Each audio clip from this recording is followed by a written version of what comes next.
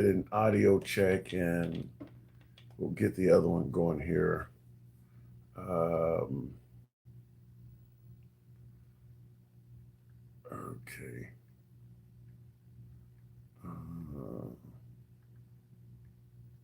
We'll just put a number there.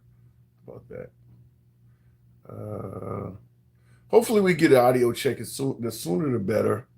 That would help us hasten the broadcast time. But this one should be pretty simple because we don't have as much to do to get this show on the road. So, you guys, if you can hear me, give me a audio check. Let me know if you can hear me clearly, and once you do, well, you should be good to go. Here we go, says Creed. Creed, let me know if you got audio. Okay, I can hear you, Jake. Thank you, Jake. No State Farm. Jake, no State Farm. That's kind of like no Diddy.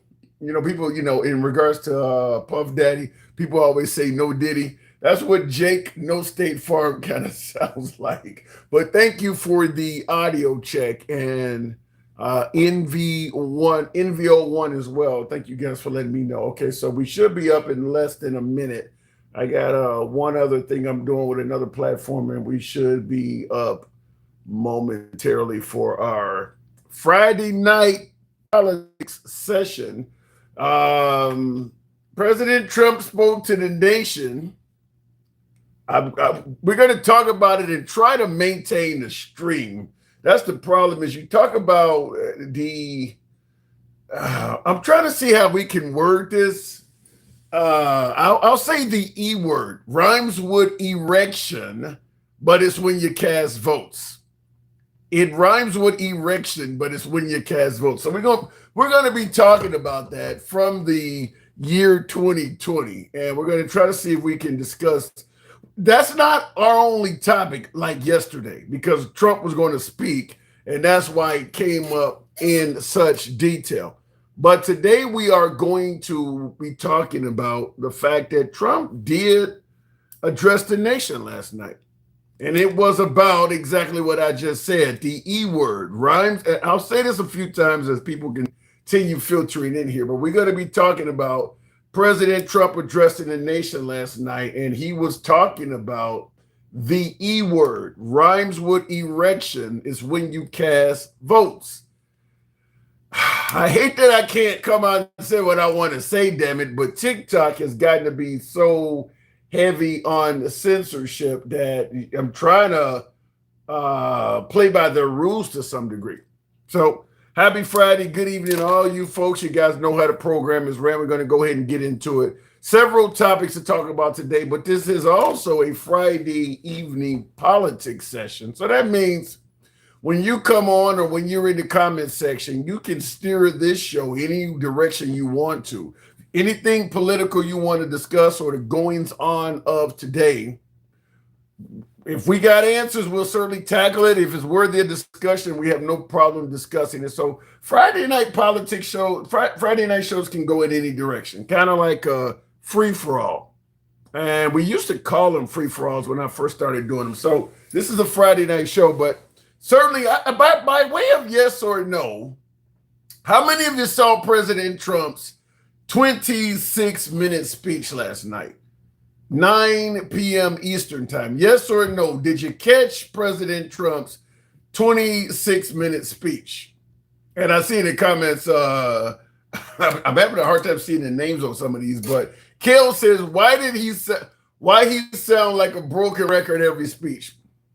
He really believes in what he believes in. He does say the same thing over and over again. But how many of you folks caught the 26-minute speech last night? You can catch it on YouTube if you didn't see it last night. But as Kel said in the comments, it's going to be familiar language. Now, he promised to release something big, some big information. By all accounts, it sounds like it was a bust. I watched a lot of media. I watched the speech live, by the way, and I watched some repeats. I watched some of the political, some of the political analysts, go over it and things like that. And from what I can tell, Fox News, by the way, Fox News really did not cover it in detail. much beyond last night. They have not really talked about what he talked about yesterday. So that's a pretty indicative sign of whether or not it was of any value at all. Fox News was not touting that as some great speech. So think about that. Now, he accused China of interfering. He accused Russia of interfering. As I stated, we're going to try to avoid saying the word because TikTok censorship is so great. But we're talking about the erection. It rhymes with what you do. It rhymes with what you do and causes you to vote. We're talking about the erection, and we're talking about President Trump discussing this event that took place in 2020 last night. Yeah, like I said, from what I can tell, him addressing the nation did not change any hearts and minds at all. That's a good way of putting it. No, I think this says Rosemar. Yeah, a 2020 contest. I like that. That's a great way of putting it. Or selection. You guys coming up with some really good synonyms or ways to say it. Yeah, the 2020 contest. I love that. We'll go with that. So, do you think it changed any hearts and minds? Do you think anyone watched President Trump had a different opinion about that contest 6 years ago and walked away from that speech that Trump gave last night with a totally different opinion on how they felt about that contest? Do you think anyone had their hearts and minds changed based on the information Trump presented last night? I'm going to tell you right off the bat, in my opinion, based on what I've seen, I doubt it. I really, really doubt it, because what many of the analysts are suggesting is that most of the stuff that Trump presented was already available anyway. By the way, in regards to accusing both Russia and China of interfering in that contest, in 2021, our own intelligence agencies determined China did not interfere. So I don't know where Trump is getting this information to suggest they did. By the way, both China and Russia spoke in the last 24 hours and addressed Trump's comment, and they both denied any validity to what Trump stated. I want to, before we start taking calls and getting the show on board, one thing we have to talk about is, if you know they interfered, why are you always speaking so highly of Xi Jinping and Vladimir Putin? If they tried to prevent you, or better yet, they did prevent him from being victorious, according to President Trump himself, they interfered and did prevent him from winning that contest in 2020. Then why are you continuing to make it sound like they're great, intelligent leaders? Make that make sense. You should be now discussing what kind of sanctions and punishments you're going to impose on those nations for interfering with our contest over here. You don't hear that, because many believe it has nothing to do with international concerns at all. He's just trying to sway hearts and minds here domestically, which is why I asked you folks, did it change any hearts and minds here? In the comments, Handsome Conservative says, in Sticks Live, but I had to stop by and say support your local liberal. Thank you, Conservative. I appreciate you stopping by. Come on back anytime. Alberto Santo Dumont says, since I can't find it, do you have a schedule? No, I don't, because unfortunately I have a day job and I'm not always set up at the same time, but generally 4 p.m., 4:30 p.m. Central, you can come check it. I'm usually, if we're going to be on, we're going to be on around that time, but the exact starting time varies by about a good half hour to 45-minute swing. So been working on trying to get a set schedule, but if the show is on too late, it affects the viewership. And I can only guarantee being on early enough. But I do appreciate the fact that you even asked. Thank you for tuning in. So in addition to talking about President Trump's speech yesterday, I want to run a couple other things by you. I got to get your opinion on this. You tell me. You tell me if this is of announcing. I'm trying to get my this. You tell me if you think this is a legitimate source of income, or does this sound like this may have a potential for corruption? If I can get it queued up here. This is crazy in my opinion. Announcing plans to profit from the president's social media posts. Yes, George, the president's media company will now sell quicker access to President Trump's social media posts on his social media platform, Truth Social. Users will be able to pay for immediate access to what the president says. The president has a history of announcing major things on Truth Social, from military action to domestic and foreign policy trade deals, long before we even get an official statement from the White House. And that's what has watchdog groups particularly concerned, that this could give another way for President Trump to profit off of the presidency, George. Right, so many of those posts have also been about companies the president has invested in. The president also. So now President Trump, via Truth Social, you can pay President Trump to get quicker access to what he's posting online. Now, he's announced tariffs online. He's announced when he's going to hit Iran online. He's announced a lot of things that would lead to very smart, intelligent wages in the stock market or bets in the poly market. So fact is, if you know what he is saying, or planning rather, if you know what he is planning to do quicker than everyone else, that could be a financial windfall to you. Like if he states that I'm going to increase the tariffs on Canada by 20%, and you know that before everyone else, you would know which businesses are going to get affected by that and maybe how you would invest in markets that pertain to Canada. So what he is doing is giving folks a leg up, and it could help them make extra money. And because you got to pay for this, it's probably not going to be something that is going to be profitable to you or me, or even lower level investors. This is the big guys. This is certainly a throwback to the big guys. But President Trump's going to make money off of this. President Trump is going to make money off of this. I'm asking you folks, does this sound like a legit method of him earning extra cash, or do you think it sounds corrupt? Type in the comments, legit or corrupt.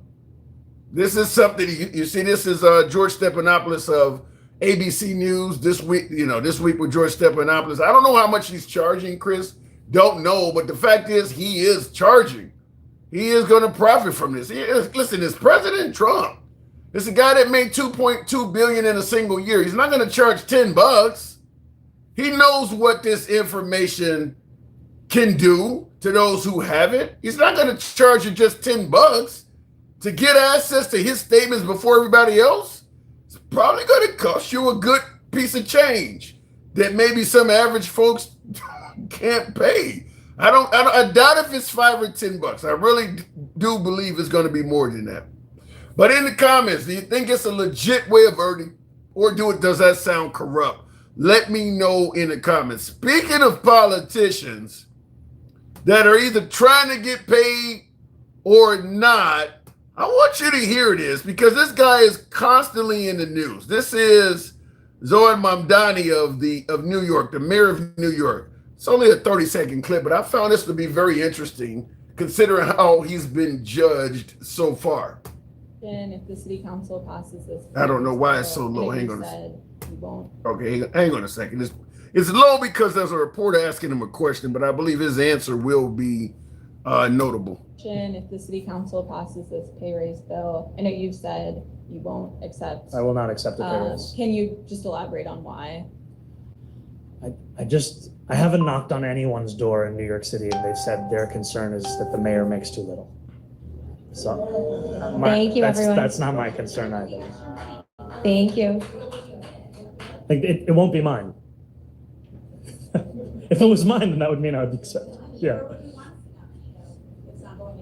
I think to go to the pockets of those who are struggling in this city. I'll see if I can find a louder clip. That clip's not very loud, but he is turning down a pay raise. The city of New York, as the mayor, they were going to raise his salary to $309,000. That's a lot of money. He's going to make $309,000 a year. He is turning that pay raise down, and he said, he said, out of all the doors I knocked on, I've never had somebody respond with the biggest thing they're concerned with is the mayor not making enough money. So That's interesting. I mean, that's what Trump came on the scene stating, is that he was not going to take a salary. Let me see if this clip is a little bit louder. The city council. No, it's all of them are pretty damn low like you that. Said you won't accept. I will not accept the pay raise. Can you just elaborate on why?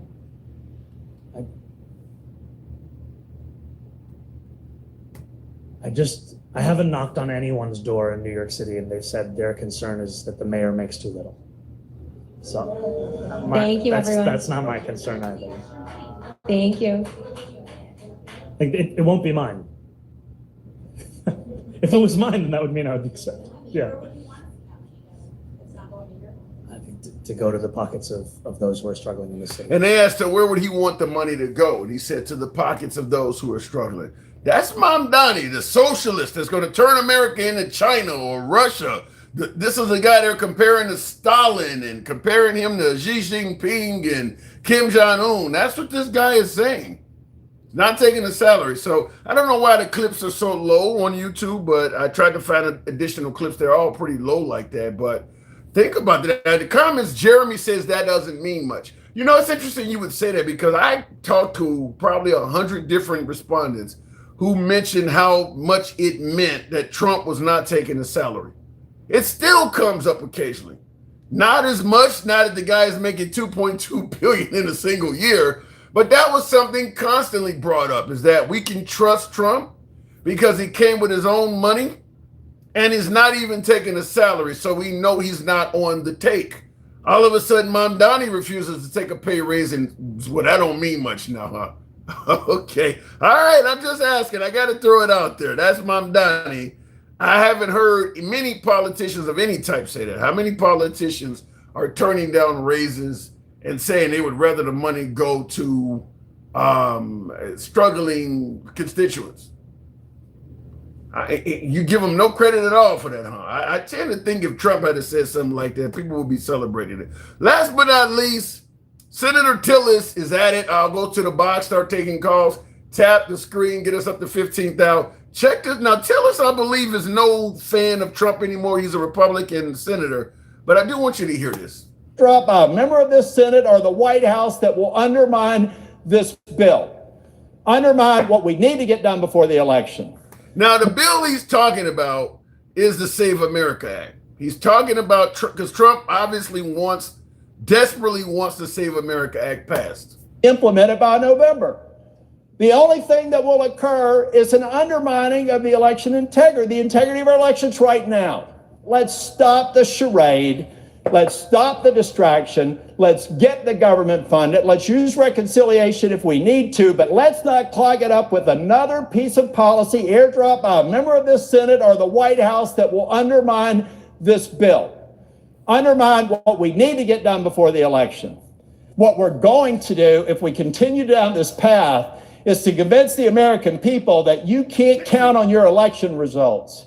And that is dangerous. That is irresponsible. If you see voting improprieties in your state, report them.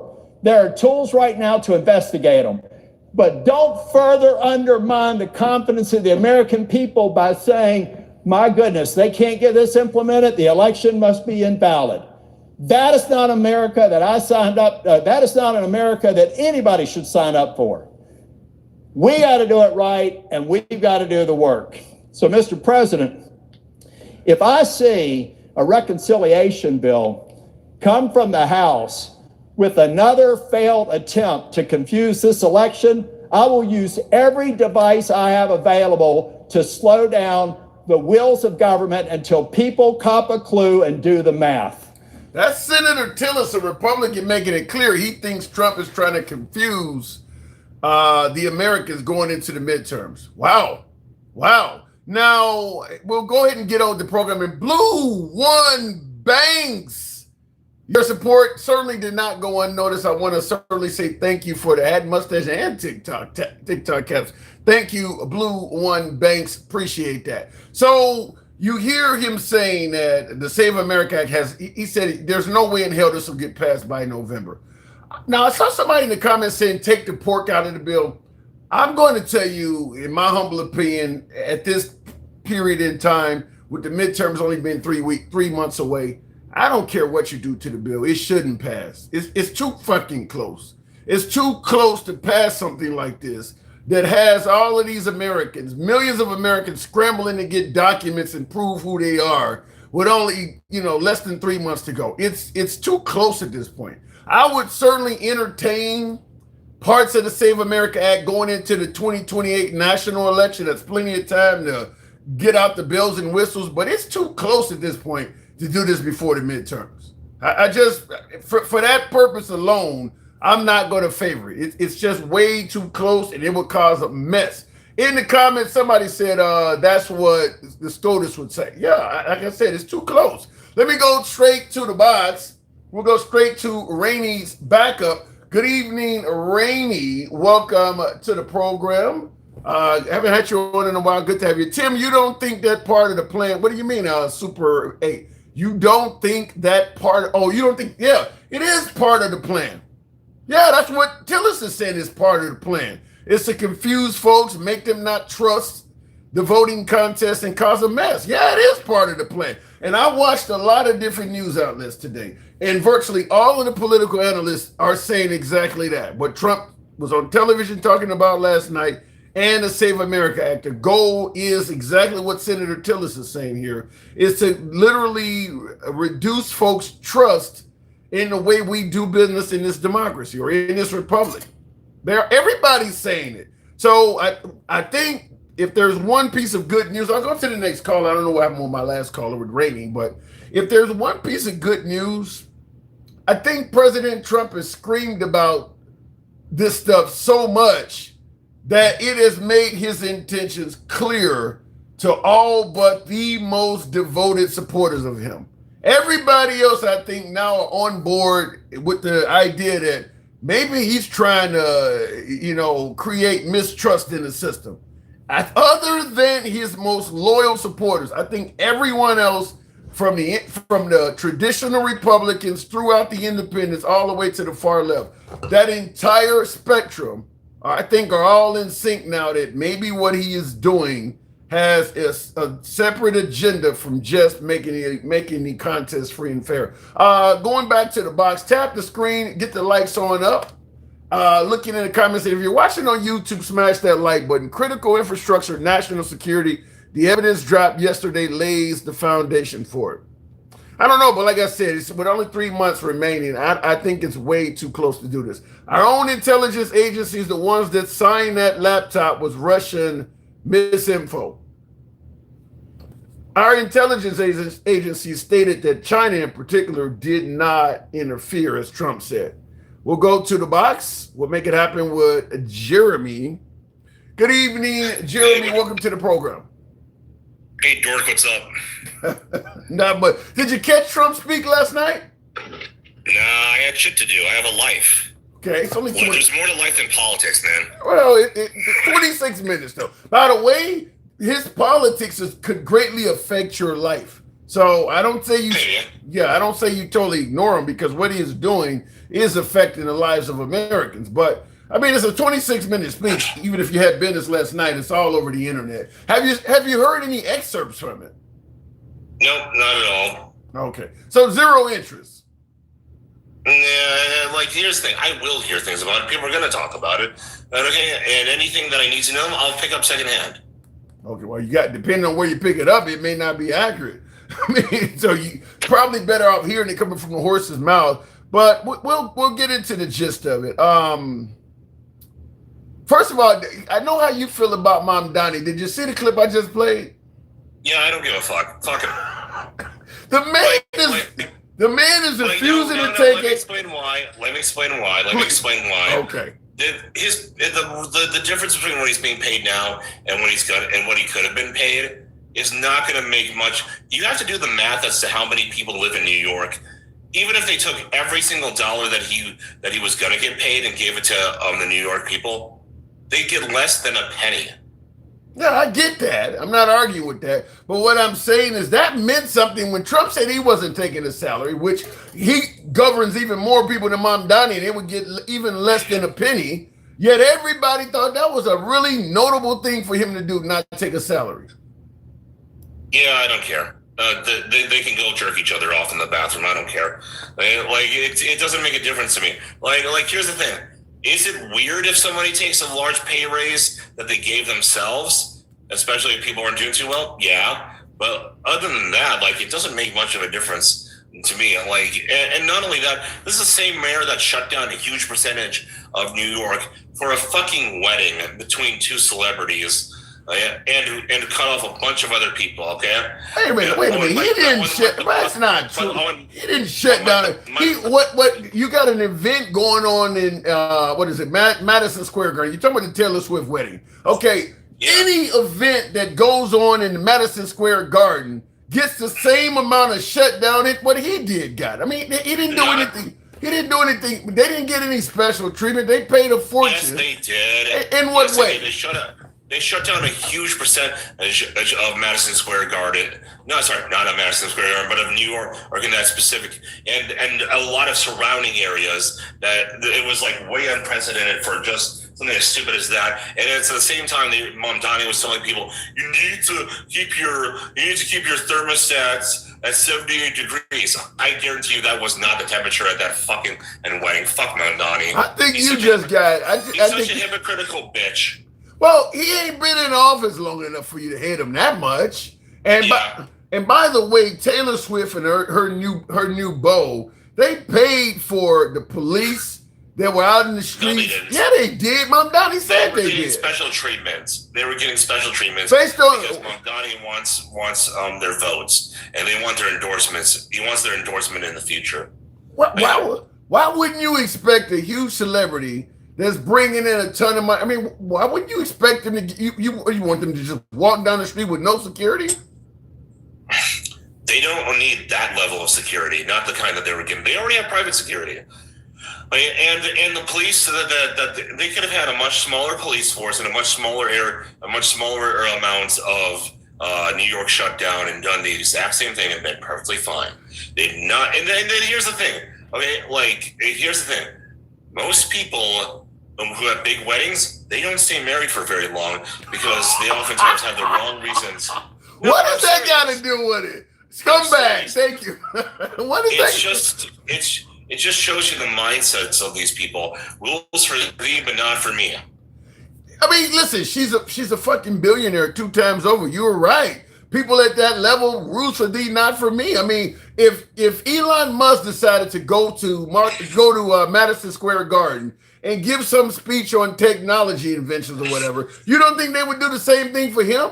You don't think the security would be outrageous for Elon? Not on the same level. Not on the same level. Not only that, but that would bring in way more revenue because the average everyday person could be buying tickets to that. This is just a handful of her friends that shut down most of New York. I think at least on that island. This is a few hours, Jeremy. I mean, it's not a few hours. It took multiple days. No, New York was not shut down for multiple days because of their wedding. Correction. Most of one day. Correction. There you go. Are the people in New York really bitching and complaining as much as you? Yes. I haven't heard this. I haven't heard this. You live in Chicago. You're in the Midwest like me. What the fuck are you talking about? Yeah, but I heard that she got married in New York. I did hear about the wedding. I just didn't hear about all the bitching and complaining that you're doing. That's because you didn't pay attention. You didn't watch the fucking president address the goddamn nation last night. But yet you're worried about Taylor Swift in the city you don't live in? Really? I didn't pay attention. I'm saying it shows priorities. This is somebody who wants to be for the people, but he's not. And by the way, it makes sense that he would do this because he comes from an extremely wealthy family. He's not a working class man. He's a failed rapper who couldn't make it in the big times. He's not someone I respect. He's never done anything significant in his life. Who's the failed rapper? Who are you talking about? Mamdani. Oh my God! You reduced my. And he's the definition of he's the definition. Wait, hold on. You reduced the mayor of the. Hold on, hang on. You reduced it. Hold on. I'll let you talk. Hold on. You're reducing the mayor of the nation's largest city all the way down to a failed rapper. Is that what you said? He's never done anything else. He's never done anything else in his life. He's not an accomplished person. Okay, he came from an extremely wealthy background. His mom is one of the biggest executives in Bollywood. Okay, he has never known discomfort. He is a champagne socialist. Well, in regards to him never accomplishing anything, and I don't know what his resume is, so I can't necessarily argue with you on that. But fact is, there are plenty of mayors who rose from virtually nothing to govern towns. Maybe remember, this is why I always say Kamala Harris, despite her resume, was a bad candidate compared to other folks, is because at the end of the day, it's not about what you've actually done. It's about how you can relate to the people and what they want. So the people, everybody that Mamdani ran against, Cuomo, the mayor that now fled the damn city, they all were highly qualified compared to Mamdani. But it's about what you say when you're a politician. It's not about what's on your resume. And what he said sounded way better than what Cuomo and the rest of them were offering. Well, guess what? That's because socialists know how to lie to people about what they can actually do. The socialism has been tried multiple times throughout the world, and it has always failed. And guess what? I'm going to tell you something about socialism. Okay, it's an evil ideology. It starves. It is objectively evil because everywhere it's been tried, there has been starvations, mass censorship, murder, and rape. So we're just going to ignore what we're doing in this country, the immigrants. Shut the fuck up. How we cut up. You want some bullshit. You want some bullshit. You want some bullshit. No. I'm going to call you out on your bullshit now. Let me know when you get around to the bullshit, because right now that's what you're doing. Let me know when you get around to the bullshit. Go ahead. Okay. Here. Okay. Sit your ass down, sweetheart, and hold my beer. What are you trying to do? Suck some dick? What are you getting at? More people. Capitalism has pulled more people out of poverty than any other system on earth, and it ain't put people. You're going to give credit. China. You're going to give credit to all the people whose capitalism has pulled out of poverty. What about all the people it's put into poverty? None. You got to be fucking kidding me. You don't think? No. I'm gonna challenge you on this. Okay. I'm gonna challenge you on this. Okay. Okay. Even in the places where people have been exploited, they've become richer. Now they have been mistreated. They've been lured in by the chance to make more money to get poor working conditions and oftentimes overworked for multiple hours. Okay. But in return, they get more money from capitalists than they could ever get from their local economy. So all of these homeless people in America. There's a reason why sweatshops get filled with people willing to work for them. It's not because they're forced to. It's because even though they're not getting paid what they should be getting paid, and they have terrible working conditions, they get paid relatively more than what they get paid anywhere else by capitalists who make products for Americans to buy. Everywhere capitalism goes, it makes people better off, at least financially. Now, there are plenty of problems like commodification. Like lack of health care. The United States healthcare is not capitalist. I'm tired of people saying that bullshit. There's no evidence for that. Okay? It may be technically private, but it's barely that as it is. I mean, you don't have real competition. Your statement that capitalism has not put anybody into poverty is insane, that you believe that. Nobody has been put into poverty due to capitalism. Every time you listen, money is not made in a fucking vacuum, Jeremy. If you're making money, somebody else is probably losing money. It's as simple as that. Works. You don't know how economics works. Bullshit. You're gonna hold on. Let me give you the best example of capitalism in America. Walmart. Walmart is a perfect example. You think Walmart is not bankrupting and hurting other people financially? All of the businesses that went out of business because Walmart rose up, Amazon's doing the same shit. For you to say capitalism doesn't make people poor is insane. Hey, guess what happens when Walmart puts those businesses out of business? They go out of business. They join Walmart. Right, and Walmart pays them less. And Walmart pays you less than what you would have made at Circuit City or Radio Shack, Montgomery Wards or Kmart. All of the businesses they replace, you make less when you work for them. Period. It depends. Wait, no, hold on a minute. That depends on what position you actually have. Oh my God. Okay? You know what I'm talking, Jeremy, the average salary for Walmart employees, when Walmart rose to the top and closed all those businesses, their average salary, don't give a fuck what you're doing. It was less than the average salary for that same job in those places that they closed down. You don't know that? Tim, you don't know what you're talking about. Okay. You have not taken a single economics class in your life. I can just tell. It's like I got to do with economics class. Walmart has a long and lengthy history of paying its employees like shit. You don't need to go to class to hear that. They pay you $15 an hour. That's way above the minimum wage. Which, by the way, here's something that nobody wants to hear. Here's something that the black community needs to fucking hear. 90% of the financial problems you have in your life is because you suck. And you deserve to be poor. That's about the most racist thing I ever heard you say, dude. I don't care. I know you don't care. That's why you fucking said it. I know you don't care. You wouldn't have said that racist if you did care. You got a noose in the background? Mike, good evening. What's up? You owe me a galaxy from yesterday, too, when you let the other dumbass get the live taken down.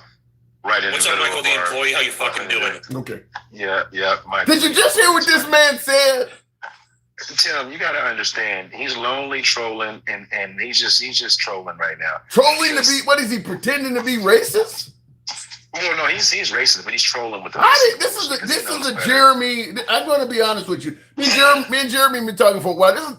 This Jeremy, this Klan sounding Jeremy, I ain't never seen this dude before. He must have cut some holes in his sheet or something. I've never seen him talking like this. No, he's been around, but he's wrong. There's nothing Klan about telling you that you can make your life better when you stop blaming everybody. So let me ask you this, Jeremy. If you stop blaming other people, your life would suck. Mr. Economist, can I ask you a question? What? Are profit margins a part of capitalism? Yes. How important are profit margins when you talk about capitalism? Pretty important. So in order to continue to grow your business, you have to keep your margins consistent, right? I would say you have to at least keep them from going too thin. But they can fluctuate. That would be keeping them. They can fluctuate. I didn't say they can fluctuate. I said they have to be consistent, meaning that you can't have multiple quarters of low profit margins before it impacts your business. Yes. Yes. And so let me give you a perfect example of how capitalism makes people poor. Shall we? Let's do it. If a company is losing money like they did with the tariffs, but they want to keep their profit margin, see Walmart's quarterly investor calls for everything I'm about to tell you. If they're not making money, but they want to keep their margins consistent, what do, Jeremy? They have to raise the prices. No, if they don't raise prices, I just said, if they don't raise prices, they want to keep their margins consistent. What do? They'll have to shut down a few stores. And what happens when they do that? Well, people lose their jobs. And so if those people are losing their source of income through this capitalistic society that is created, because let's be clear, these companies are not losing profit when they can cut their costs by firing people. That's not firing, that's laying off. There's a big difference. Hold on. Number two, you're blaming capitalism for a tariff. A government imposed. No, I didn't say that. Whoa, I didn't say that. That's not what I said at all. I used tariffs as the reason the company needs to keep their profit margins higher. So therefore, they will cut people. Lay off, cut. They're all the same. They don't have income, which creates what, Jeremy? Less money flowing from people to people. So if those people don't have income, the same income, and they can't find a job, even if it's 6 months, has that decision for that corporation to maintain their profit margin versus help these people maintain their income a component and directly related to capitalism? Nope. That's related to reality. No, it's capitalism. Yes, Jeremy. it fucking is, and I'm going to tell you this why. is where. No, This is no. where I'm going to talk now. You can shut the this fuck is up. where you're more. Okay. Wait, you can't be hostile. Listen, Jeremy, I don't know what the fuck you own. You own some fentanyl or some shit. No. You're being deliberate. Wait, you're being deliberately hostile for the sake of being hostile. I mean, he's having a conversation. Let the motherfucker talk, then you talk. But just saying crazy shit like what you doing now. What are you on some? You on some? This ain't what you normally sound like, cuz. Yeah, and there's a reason for that. Guys, I'm tired of you guys promoting systems that... They go take a fucking nap. Goddamn, talk normal. You promote ideologies that starve people to death. You promote ideologies... Ain't nobody starving to death. What country features people starving to death? Where the fuck are you going? Who's starving to death? Ukraine. They're at war. I'm not talking modern day Ukraine. Modern day Ukraine isn't socialist. I'm talking about when the Russians and the Soviets went in and committed the Holodomor. You want to know why they did that? Because they didn't have enough grain in their own countries. Russia's economy was shit because of their communist ideals. That's why they stole thousands of pounds of grain, and they starved the Ukrainians to death during one of the greatest. I say by great, I what mean are you expecting? You expecting Mom Donnie of people of all time? You expecting Mom Donnie to invade Syracuse, New York, or something? What are you talking about? New York will end up falling as an American city.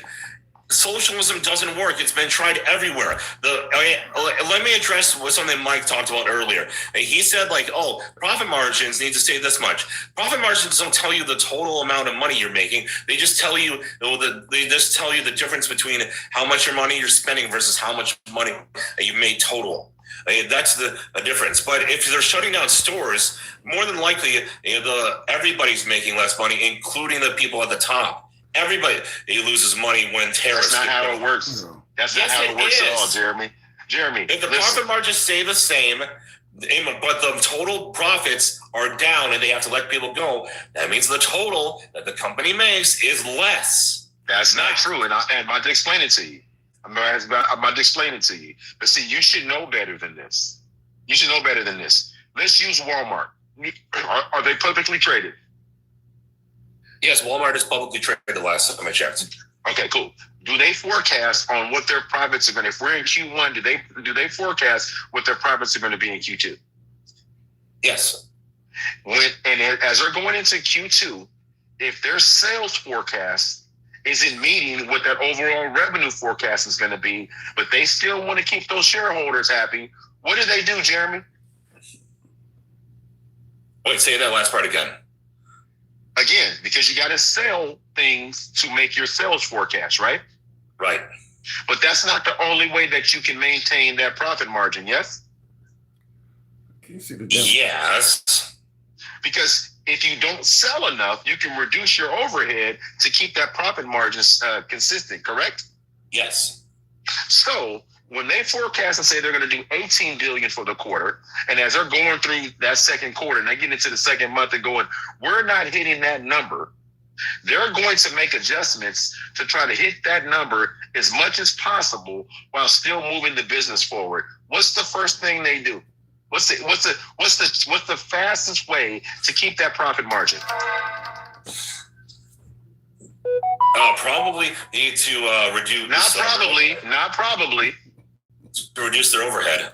And so, what's the easiest way to reduce that overhead? What commodity can you? What moves can you do to make that happen, Jeremy? Come on now. Shut down some of your stores. And you don't have to shut down stores. It's just getting rid of people. No, even that they wouldn't be able to do. They can only do at best they could do a skeleton and crew if they don't shut down the entire store. You're still getting rid of people. It's not. I'm not talking about the store. I'm not talking about just the store, Jeremy. I'm talking about people. You have to understand. They're going to maintain. If you don't believe what I'm saying, go look at any publicly traded companies' investor relations calls over the last 6 years during COVID. During C-19. Up until today, when all of the tariffs, read what they're saying. These are the CEOs, CFOs of these companies. You know how I know this, Jeremy? I used to sit on those calls for over a decade. I know exactly how this shit works. And when they have reduction in force, because your name and your social number is connected to total compensation. So if you make $75K a year, that's not your total compensation, is it, Jeremy? Oh, no. Huh? I think, Jeremy, to me, it sounds like you've been educated by some far right economics guy that just hates socialism and comes up with this weird shit. But okay, let me ask you this economic question then. Okay, let's say you have company A, okay, and the company A is run by whoever. Doesn't really fucking matter. Okay, company A has about some 35 stores, or is okay, yeah, and then it's all of a sudden, and you put in a system like socialism. Okay, now. Company A wants to run their business by selling a certain amount of product C. Product C, it sells really good in a certain region of the United States, but it doesn't sell very good in other parts of the United States because of climates. But now the government decides is that because they want you to sell more product C everywhere, they tell you that you now have to sell more of it. What's going to happen to that product? What's going to happen when it reaches shelves? A company's not going to do that. They're not going to push product in the area. They're told by the government you have why to. would the government try to force you to sell something in the area where nobody's buying it? I don't get that. I don't know, but socialists do it all the time. It doesn't happen. That's not a thing, Jeremy. Give me a real life example of where. Yeah, that's what I want to hear. Oh, for fuck's sake. I mean, just one. You know what? Here's a simpler example. Something that I want that example. Yeah, please, kind sir. Okay, grain during the Soviet Union. Grain? Yes, grain. What about it? There's certain areas where it's produced more than others, right? Like in the South, right? It's produced, yes. But you were talking about sold. Right. Well, maybe that was a better production. Example. Okay, because production and selling aren't the same. Right. Okay. Fine. And that's maybe a bad example. Okay. Here's a better policy. Here's a better policy that is easier to explain. What do you know about price controls? Who, me? Yeah. A little bit. Go ahead. Okay. So what happens when all of a sudden and you say that a price of a product, like let's say housing, can't go above a certain amount in order to be charged to the customer? What happens? Based on what? You said can't go over it's a certain policy price enacted by the government. Enacted by the government. Again, what policy you're asking? You're asking a question that doesn't exist. They can't tell you what price you can charge above a certain amount. No. There's no a price control. Yeah, first off, yeah, and they already do tell you can't charge beyond a certain amount. They already do that. Of my own products. If it's in housing, yes, they say you can't charge more than I don't remember the exact number, but it was like some thousand for certain units in New York City. If it's funded by the federal government, they may be able to tell it for price control, but they're giving you the revenue to do so. They can't tell me as a private. That's the thing. That's the thing. It's not even for government-funded housing. It's for housing on the private market. They legally can do that. They legally can. I actually think what you're talking about, Jeremy. Some of the stuff you're saying don't exist. I think some of the stuff you're saying really does not exist anywhere. I just think you got this horrible view of socialism, and it's happening. It's kind of like what Trump said. You can have any house you want. We'll give you anything. That ain't happening nowhere in the world. I mean, some of the stuff you're talking about, I don't think that stuff is really happening anywhere on earth.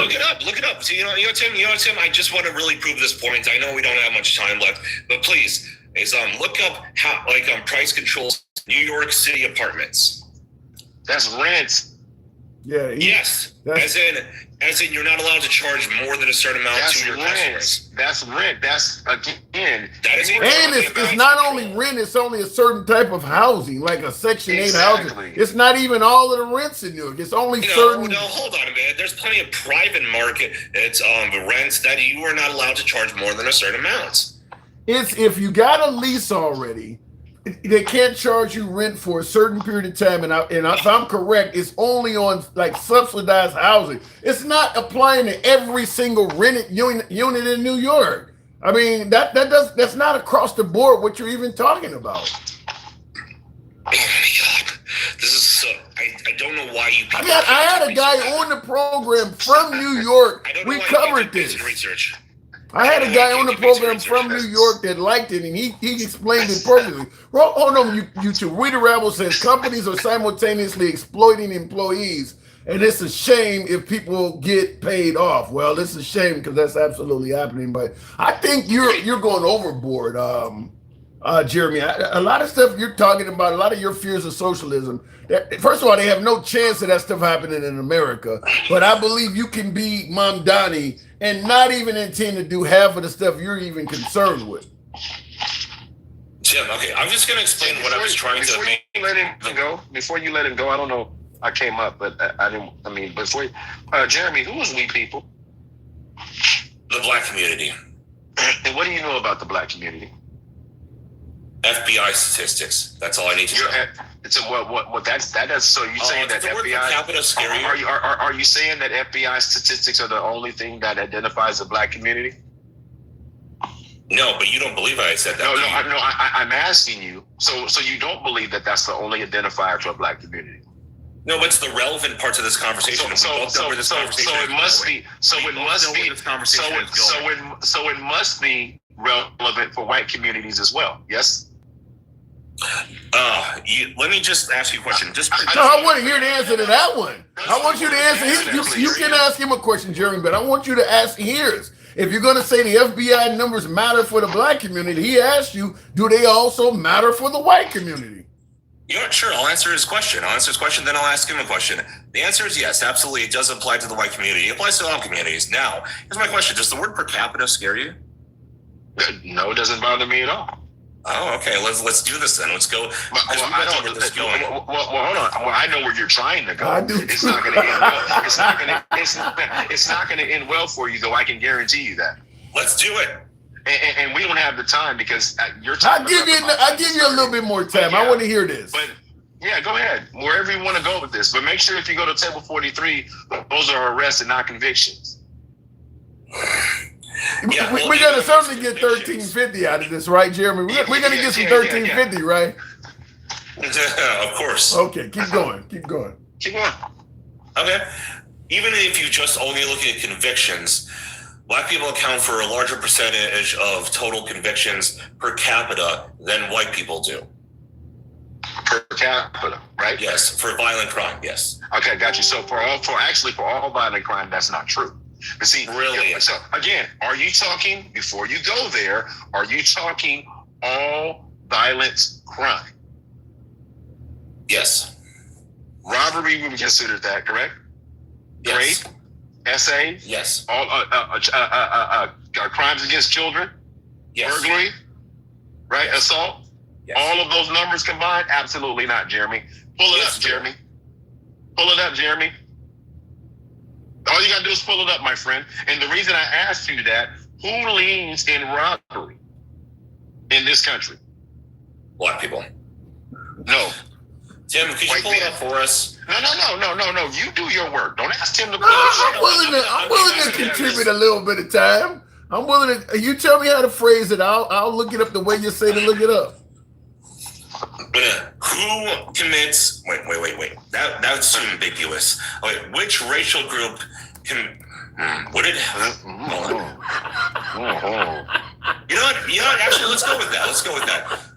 Okay. Which racial group commits the most violent crime per capita in the United States? Okay. I love how they throw per capita in there. Okay, because that's the number that really matters. No, it's not. I know you're scared of that word. It's literally not. Here's the thing. Let me ask you this, Jeremy. Can I ask you a question? And I'm trying to type it in. My machine is goofing around. I'm typing it in, but go ahead. I'm listening. Okay. It's so funny when you guys go with this per capita. If crime as a whole is the problem, the number that matters the most is the number that is the biggest.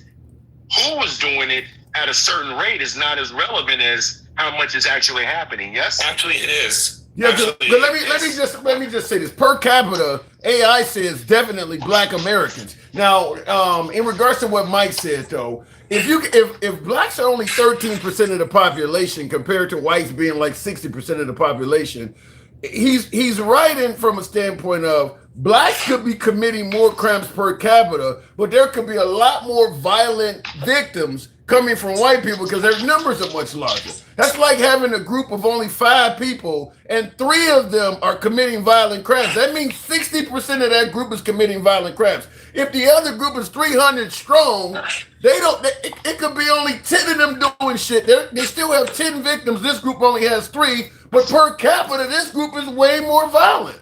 So the per capita doesn't really tell the tale in regards to how many actual victims there are.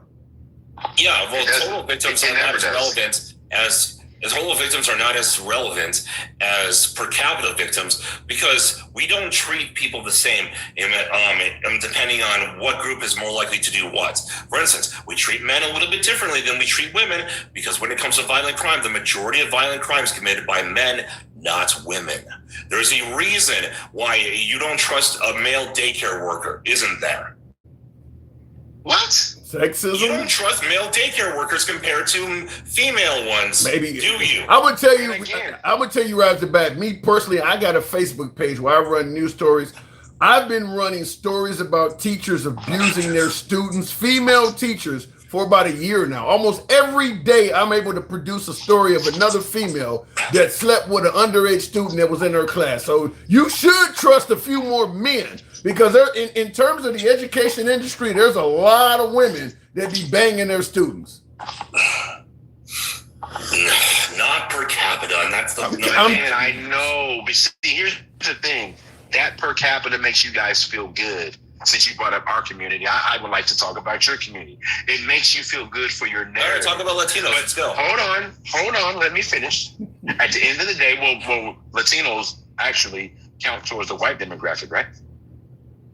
I guess you're right. Yeah, I know I'm right. Yeah, I know. I know. All right, so right. Okay, let's bring it so let me finish. So let me finish. Yeah, let's do it. Tell me something else about the black community that you know other than these stats. And then I'm going to ask you the same thing to do for the white community. So let's go. You wanted to have this conversation, right? Yeah, let's do it. Okay. Tell me something else about the black community that you know outside of the numbers. Okay, outside. Okay, and it doesn't have to be. And it doesn't have to be about crime, does it? No, I want you to tell me what you know since you brought it up. Okay, yeah, sure. So here's something that has nothing to do with crime or anything to do with that, but has to do a lot with the black community. The black community was very, very influential in the creation and propagation. There we go, of jazz music. They're one of the progenitors of it, and it's one of the only genres that came exclusively from the United States. It's one of the most American things we have. I mean, it would be a shame to not have it. Who founded country western music, and where was it founded? I don't actually know, to be honest. That would be black people, and that would be here. Okay, so let's. I don't see how that's a bad thing. I don't see that's what about rock? I gotta move it on at the 5. I got 5 more minutes for y'all. Yep, I'm not even going to take long. What about rock and roll, sir? Rock and roll was a mix. There was some European influence. That's incorrect, sir. That would be black people, and that would be us. Yeah, that would be us. No, that would be us. Yes, sir. That would be us. I'm not saying you did have a big influence. Everything you grew up on started with black people when it came to rock. That's not even true. Yes, it is. Go ahead and look it up, Jeremy. And listen, I'm going to say this real quick. So you went to music, but here's the thing. Give me some stats about the white community, crime-wise, please. Okay. Overall, the white community has lower or violent crime, but they do have higher. No. That's not what I asked you. Give me a stat. Okay, I might be incorrect about this, but I'm pretty sure the white community has higher white-collar crime, which is who leads in crimes against children? Blacks. Huh? Blacks. He said blacks. I know it's not even. I mean, just the Catholic Church alone probably makes that. If we're talking, I know what you're talking about. Just the Catholic Church alone. Just the Catholic Church alone. You got to be kidding me. Who produces more child porn in this country? If we're talking total, that's what you're talking about. You're talking total. By demographics, sir. By demographics, who produces the most child porn in this country? Per capita, blacks. No, that is, again, you're still wrong. You're still wrong.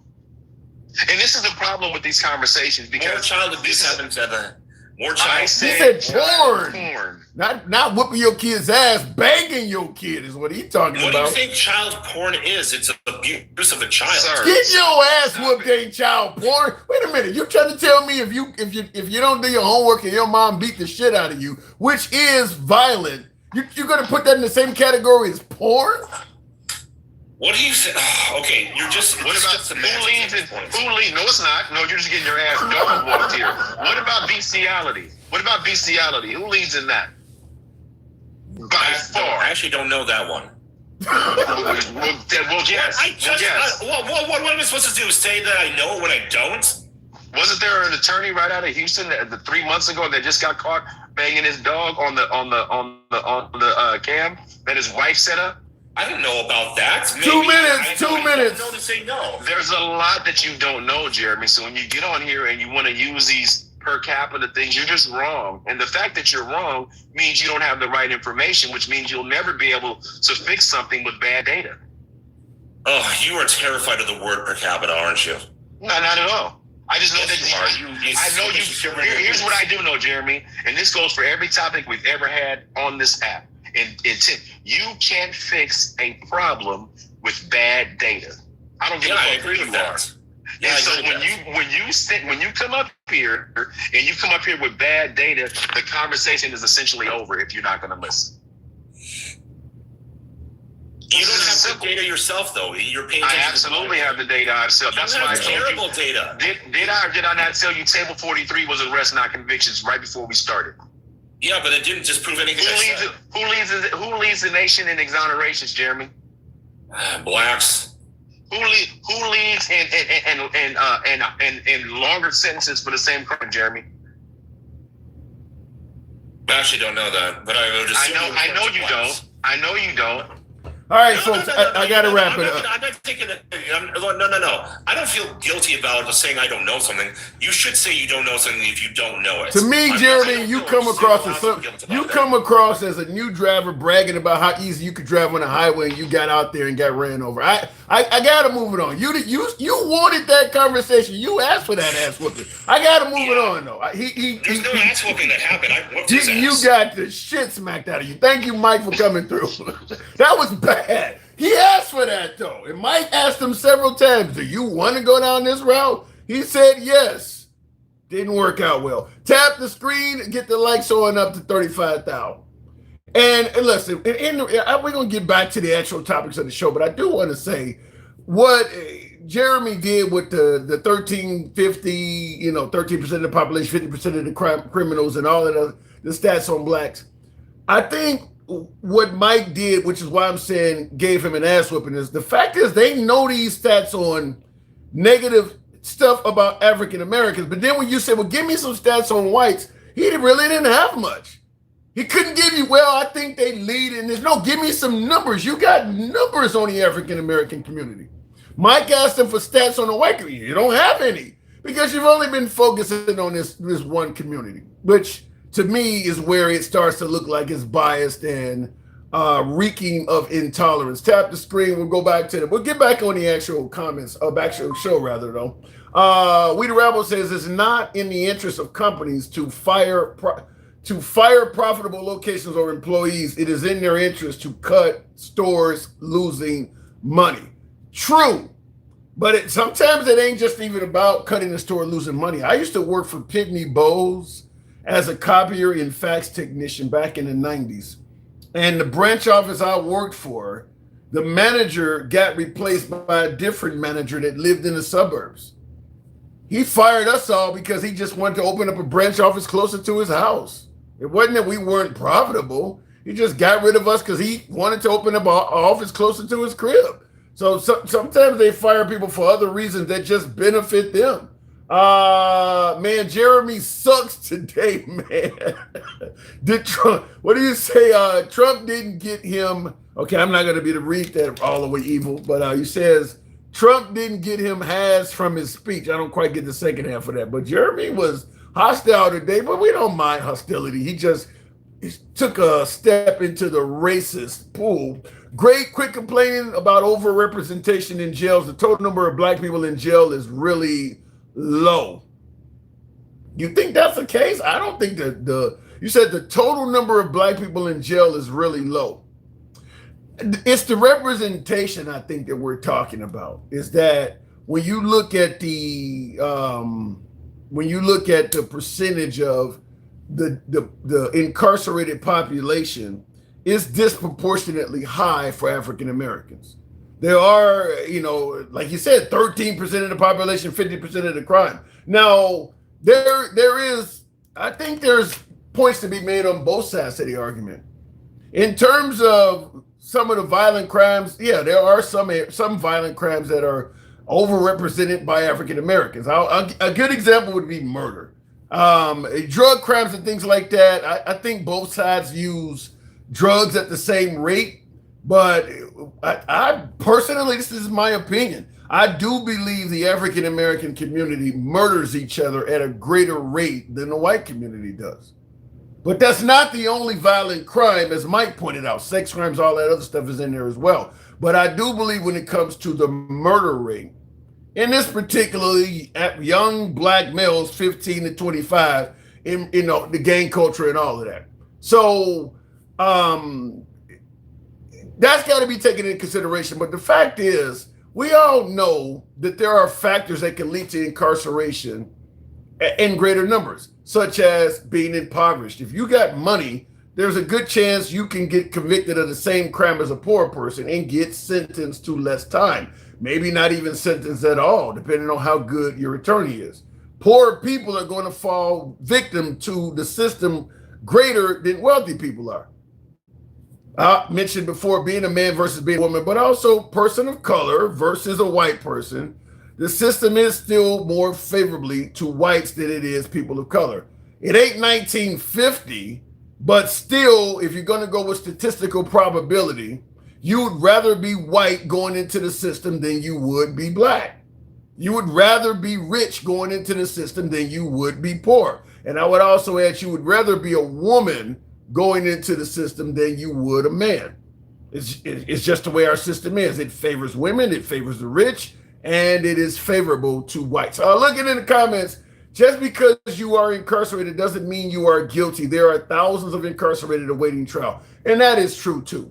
That is true too. In fact, a lot of people plead guilty to crimes they did not even commit because they're being told, if you don't plead guilty to this and we go to trial and you lose, we're going to give you 3-4 times more time than we're offering you right now to take this guilty plea. And if you only got a public defender, you may be sitting next to somebody who is telling you, I know you didn't do this, but it's probably in your best interest. Just do this little year or two and get on with your life. I know it's not easy to do a year for something you didn't do, but we're talking about a year or two. If we fight this and lose, they're talking about 25 years. I'm certain that people have pled guilty to crimes. In fact, I had a lawyer I play on my Facebook channel that he said that people plead guilty and confess to crimes they didn't do all the time because they're dealing with a system that's telling them, if you don't plead guilty, we're going to pretty much throw you away, lock you up and throw away the key. Anyway, getting on with the program. Hopefully some of you guys did see Trump yesterday. I want to ask you, what was his agenda? Let me go back to the box. American Democrats, you're a disgrace unless you publicly admit what's happening to your party. America will never be a socialist, Marxist, communist country. First of all, I don't see socialism the way you do, Paul, but the bigger issue is I don't see that many candidates running as socialists. The right is trying to paint thousands of Democrat politicians that are not talking about socialism as socialists. Meanwhile, the right is also saying that when you call Trump a fascist or a Marxist, it's what's leading to people pursuing political violence against the president. They want to suggest it's wrong to call Trump the exact same names they're calling Democrats. Outside of Mamdani, Bernie Sanders, AOC maybe Elizabeth Warren, how many Democrat politicians are actually saying out loud they want to be a socialist? And none of them are claiming to be communists. You're just labeling the party all of this shit that they're not claiming. And I'm going to tell you, if you don't want people to call your whole party racist or all these other names, if you don't believe in grouping everybody up, then don't do it yourself. Donald Trump is laying a foundation to commit election fraud, says Jay said. I've seen a lot of folks on TV today saying the same thing. Let me go back to the box. We'll go to G-Rod, tap the screen, get the likes of, how can Trump guarantee a win for every election for the next 100 years? He is saying that, but, he could say it's just hyperbole. That's just what he's saying. I mean, you can say that. I don't see anything wrong with him saying it. If he was any other politician that didn't have the history he has, I don't think it would be that harmful. But considering what he did in 2020 and all that stuff, that language coming from Trump, it has a different feeling than it would coming from Bush or Obama or Biden or somebody. Because people believe that Trump will try to do something corrupt to make that statement accurate. G-Rod is trying to bring you up, G. Rodman, but it doesn't appear to be doing so.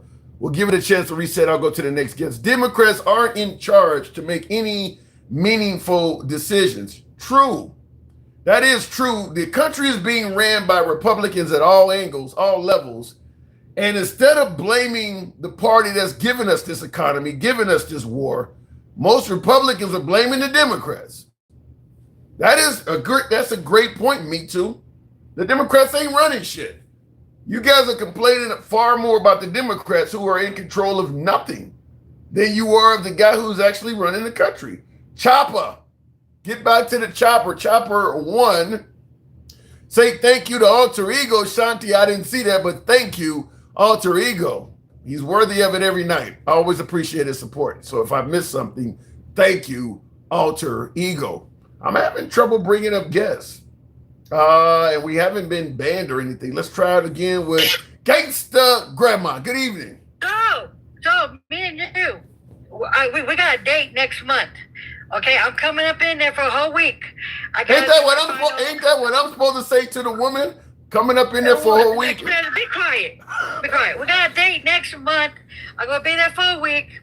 So I got to get into my inbox. I got to give you my phone number. And I'll be up there for a whole week because I got to do my final adoption thing. And we're going to go live. Will I be safe? Am I going to be safe? I'm going to put your ass to bed. I'll be being, you feel what I'm saying too? Everybody's saying I'm fucking you. So damn, here we go. I'm just playing. We're not gonna do that thing like that. I'm just saying. We're gonna go live. How are you doing this evening? You said this shit live on air. Wow, you really coming in hard. Anyway, oh shit. Okay, I don't even know. Go ahead, talk to me. What brought you on? You see that racist piece of shit, right? Huh? That racist piece of shit. Oh, Jeremy, right? That was what Jeremy said. Yeah, what Jeremy said was undeniably racist. Let me tell you something, Jeremy. You can be racist all you fucking want. They still don't like your fucking ass. They think you're fucking. They still think you're not a white. So don't ever get that twisted. You're never gonna be above us, sweetheart. Just because you don't like all black asses, sweetheart, they don't even like you. Well, he might be able to pass for white, and that's been very beneficial to a lot of people throughout history. He might be able to pass for white. But you know what though, Tim? You see, that's all your little homies. That's why I don't fuck with the maggots. They are racist as fucking hell. Well, I didn't think Jeremy was racist, but what he said today was racist. So I'll leave it at that. Hello? I told you. That's why I tell you, Tim. That's why I tell you. I don't like them for a reason. I go hard on them for a reason because they don't like us, Tim. They don't. They don't.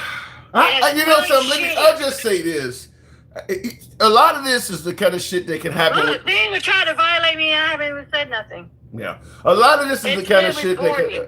This is the kind of shit that can happen when you get your media from one particular source, because I'll tell you, there is a lot of African Americans that are in big cities, wealthier suburbs of Houston or Atlanta, down south, that don't fit any of this 1350 narrative. They got a job, they're in professional careers. Many of them are making well into the six figures, but they keep focusing on only the downtrodden portion of our population. because they don't like us and they always assume everything. But what he don't know is that the YT man is the most at all of it. That is 85% of the most violent crime there is. That 85%. We're 83%. Go fucking figure. That is statistics, and they can look that up. I'm not gonna be up here fighting and everything else. I told you, Tim. I told you, all your little maggot friends, they are who they are. Not all of them. Not all of them. Come on, gangster. Tim, one just showed you to your face. One just showed you to your face how racist they are. Because they're showing they voted for him. It wasn't because of eggs and meat and everything. No, it was because of racism.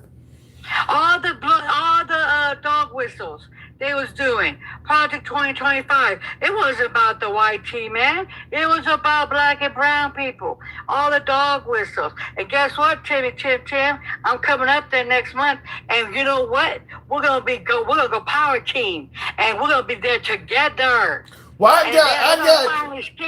I got somebody else that's got something for you. Handsome Conservative says, I miss you, gangster grandma. I got some white chocolate for you. Yeah.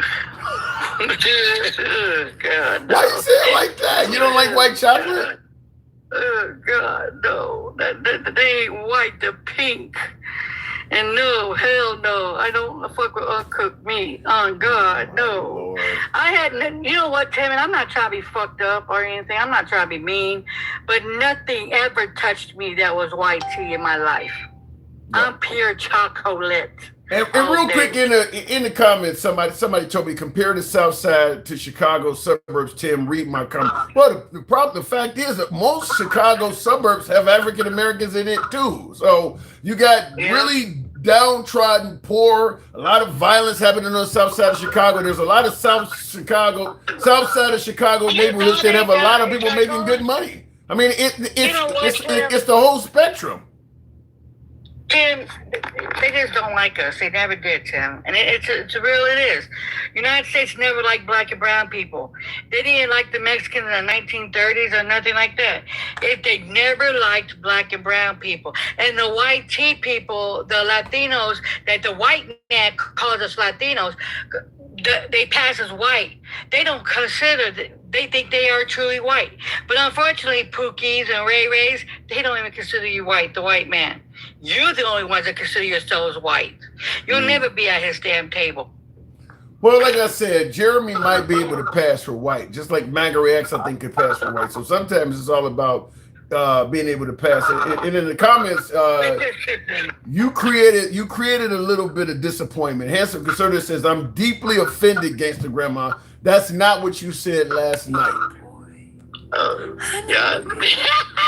He tried so hard. That was pretty good, though. That was pretty good. That was pretty good. Hard to say, honey, I will be a lesbian before I ever touch white meat. And I'm being real. I'll be straight lesbian.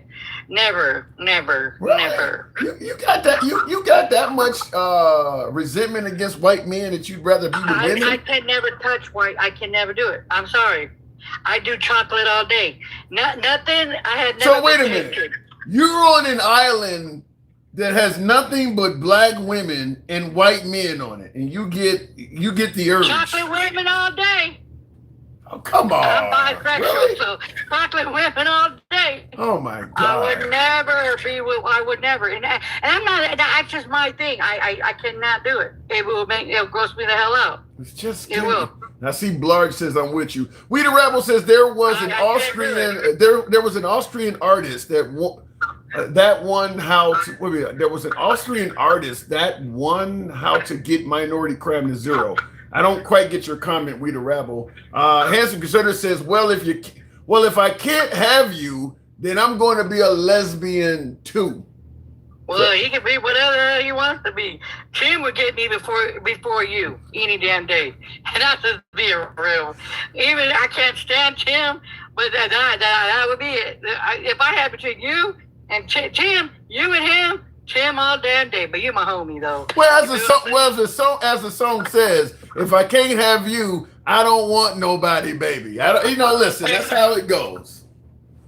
You feel what I'm saying? I feel mean, you. no, you're white women. No, I'm good. No. So did you see Trump last night addressing the nation? Oh my God, Tim. Do you know how embarrassing we should be embarrassed of, for God's sake, of this United States? We should be fucking embarrassed. What he did, he tried so hard to say that, you know. He tried so hard, though. He did. He tried to say that the 2000 was rigged and everything else. And because he's trying to fight everything. He's trying his best because November is coming. And we're going to wipe him up. I'm being told the Democrats are, but Gangster, I'm being told the Democrats are never going to win an election again. Are you sure we're going to be victorious in the midterms? Okay. I thought every special election we have won.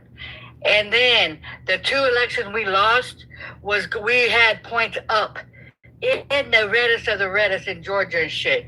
So we're not backing down. Yeah, Pookie and Ray Rays. We're coming for that white tea ass, and we're going to take it. And we're going to make this shit black and brown all day. How about that, sugar? Don't talk like that. When you talk like that, that sounds like the LGBT talking about we're coming for your children. Don't throw race in there. That's what turns people off. Oh, shut the hell up. I'm fucking with they ugly asses. Do you ever think we're going to ever get rid of the white tea people? Hell no. Unfortunately, they're still in this shit.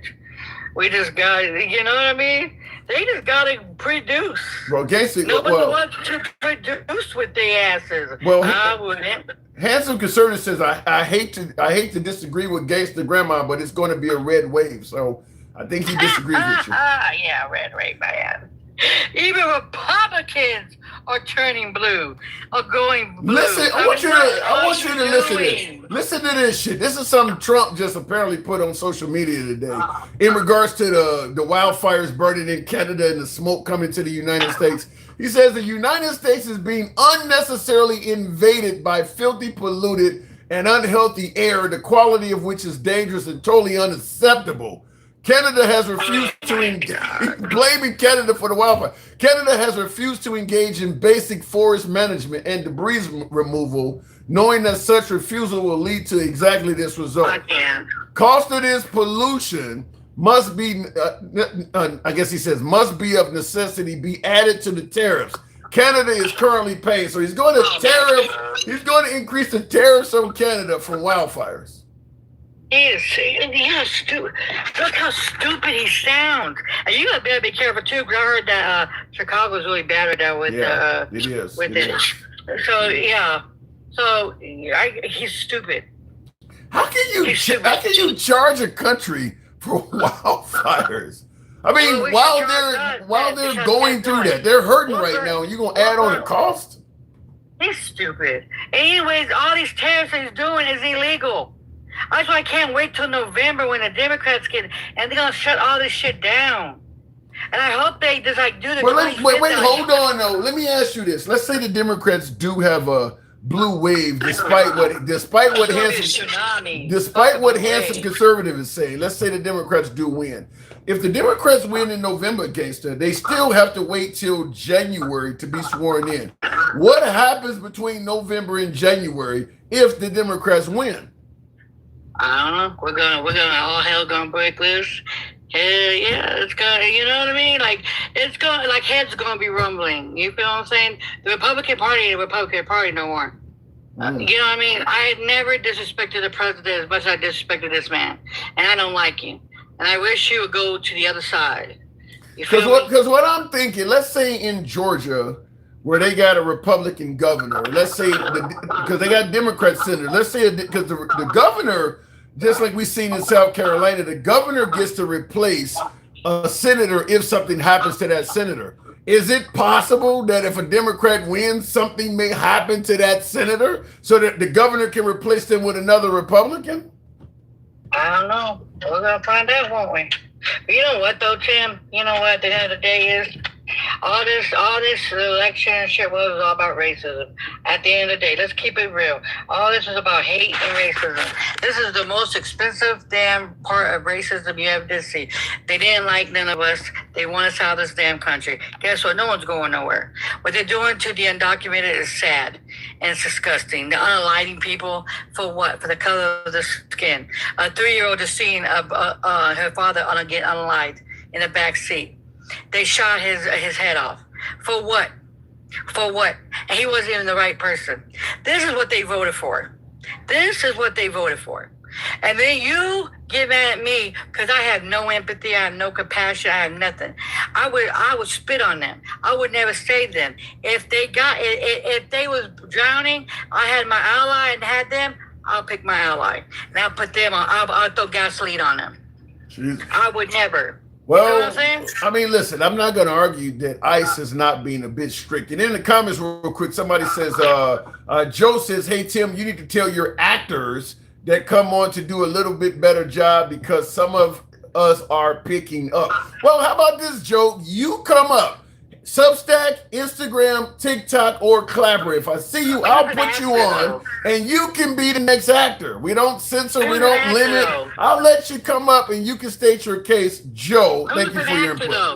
I don't know. I'm not an actor, but I'll be up there in Chicago though next month to sign my adoption papers. We're gonna be there for a whole week. Who are you adopting? Who are you adopting? My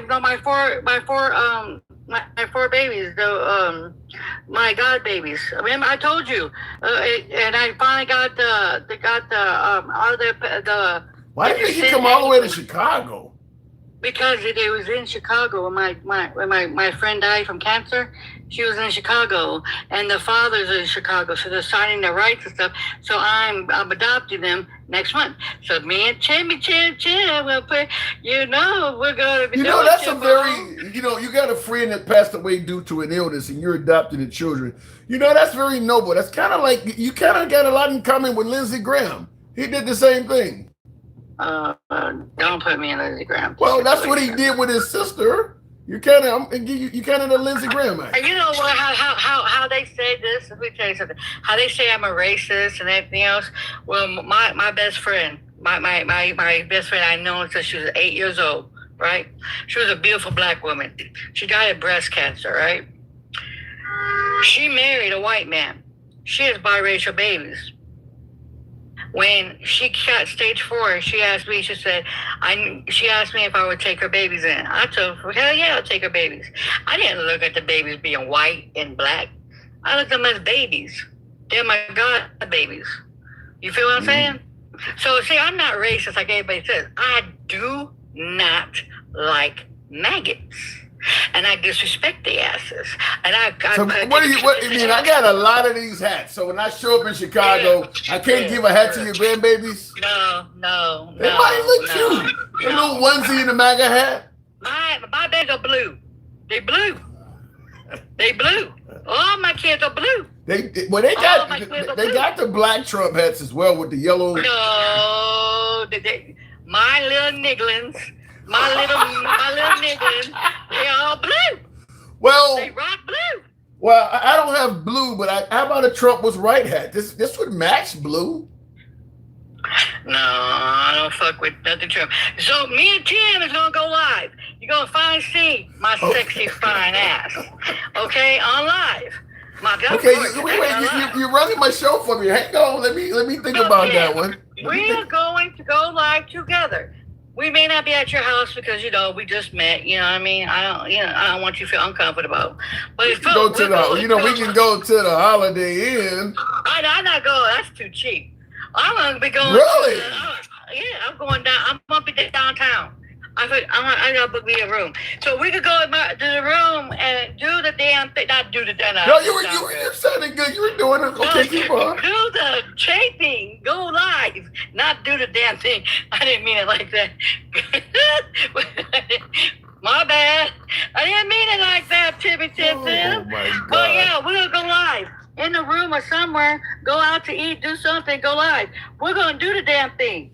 And watch. They're gonna say, oh my God, she really isn't white.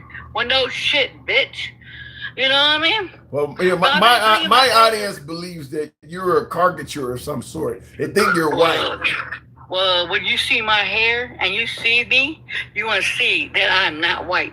And I'm not bringing my babies. I'm just going to go by myself. That's what you should do. That's what you should do. All right, sounds good. Yeah, because I don't know about the smoke and shit. So, yeah. But I'll be down at Tim. All right. Well, Hexef got me getting my testosterone up. If we was going to do the damn thing, the fucking, you'll be put to bed, so you won't even be coming on live. See, that's what they always accuse me of doing, saying that we're fucking. If I was fucking this man, he wouldn't be live because I'd be putting his ass to bed. Okay, I gotta let you go for time. Gangster grandma. Gangster. I appreciate it. Thanks for coming through. Tap the screen, folks. Help me out. Let me get over this blushing. Let the blood rush away from my cheeks. Tap the screen, get the likes on up to 50,000, if you will, in the comments.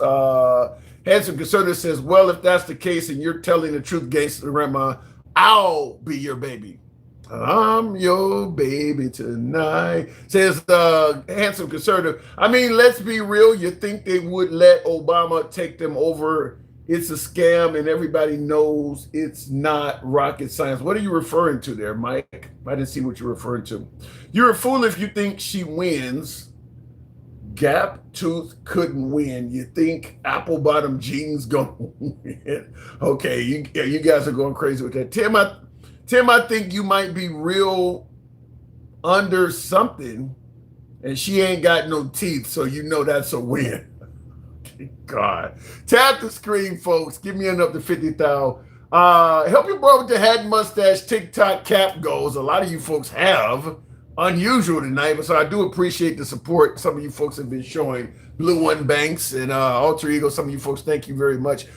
It is Friday, indeed. We're talking Friday night politics, so the show can go in any direction. You guys know what we do. Handsome Conservative needs to go date at bingo hall, says Debo. I hope y'all wear each other out, says Shanti. I don't get worn out. Doesn't happen. I don't get worn out. I'm like a diamond. Just can't wear it out. Tim, you're one of the only liberal dudes I listen to. Fair enough, and I appreciate you being here. I can't see the name because the writing is so damn small. I think this says Bradenton. Thank you very much. I appreciate that. Tap the screen.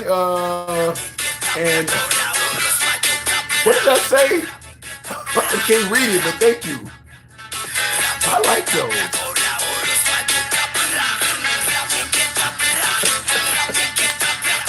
That's good shit. All right, let me go back to the box. That's real good shit. Tap the screen. Going to the box, indeed, will make it happen with Twisted.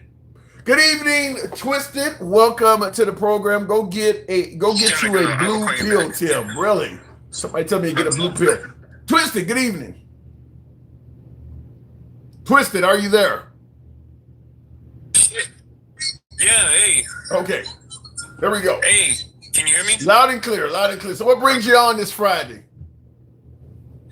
Man, Jeremy's sucking nuts, man.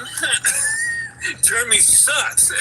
Yeah, Jeremy sucking nuts. Yeah, Jeremy came pretty hard today. Like I said, it sounded racist to me. He went straight after the African American community on crime and things like that, which is not even part of the conversation. So he wouldn't have literally dug that up to have a conversation on it. We brought Mike on. Mike is kind of like our cleaner, and he came in and made the floor look. Mike made the floor look beautiful by turning them upside down. Knock him out the box. Yeah. Knock him out the box, L. Yeah.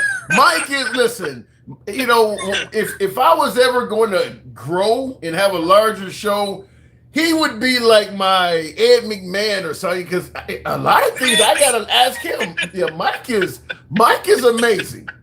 Now a lot of folks don't like Mike on a lot of my MAGA side, because Mike does talk about the racial shit that really pisses him off. But Mike. But the thing is, though, here's the thing, though. See, when they do that, they think that it is okay for them to say African Americans are always going to be bad. No, that is not the case. You have to look at the facts, though. White people can be wrong and messed up too. Yeah. So it works both ways. It's not gonna go the way that he thinks that it is, and that's why he got swamped. That's why he got his ass kicked, and Mike put his foot up in his ass. Yeah, Mike did a good job, did an amazing job using them with Pine Sol cleaner to wipe the floor. I will say this though, in regards to a lot of African American crime and people say this in their culture and things like that. Most of America's history, black neighborhoods were not as violent as some of the inner city neighborhoods are now. Even when we were coming up in the 70s and 80s. Before the crack epidemic, black neighborhoods were nothing like what they are now. You didn't have all the murders and all of this stuff. So it ain't like this is something in black culture because it ain't always been that way. Right. And it's, it is the same thing. Like you and me are from, we are from the Chicago ugly area. It was never like that as you're saying though. And like I don't know, man.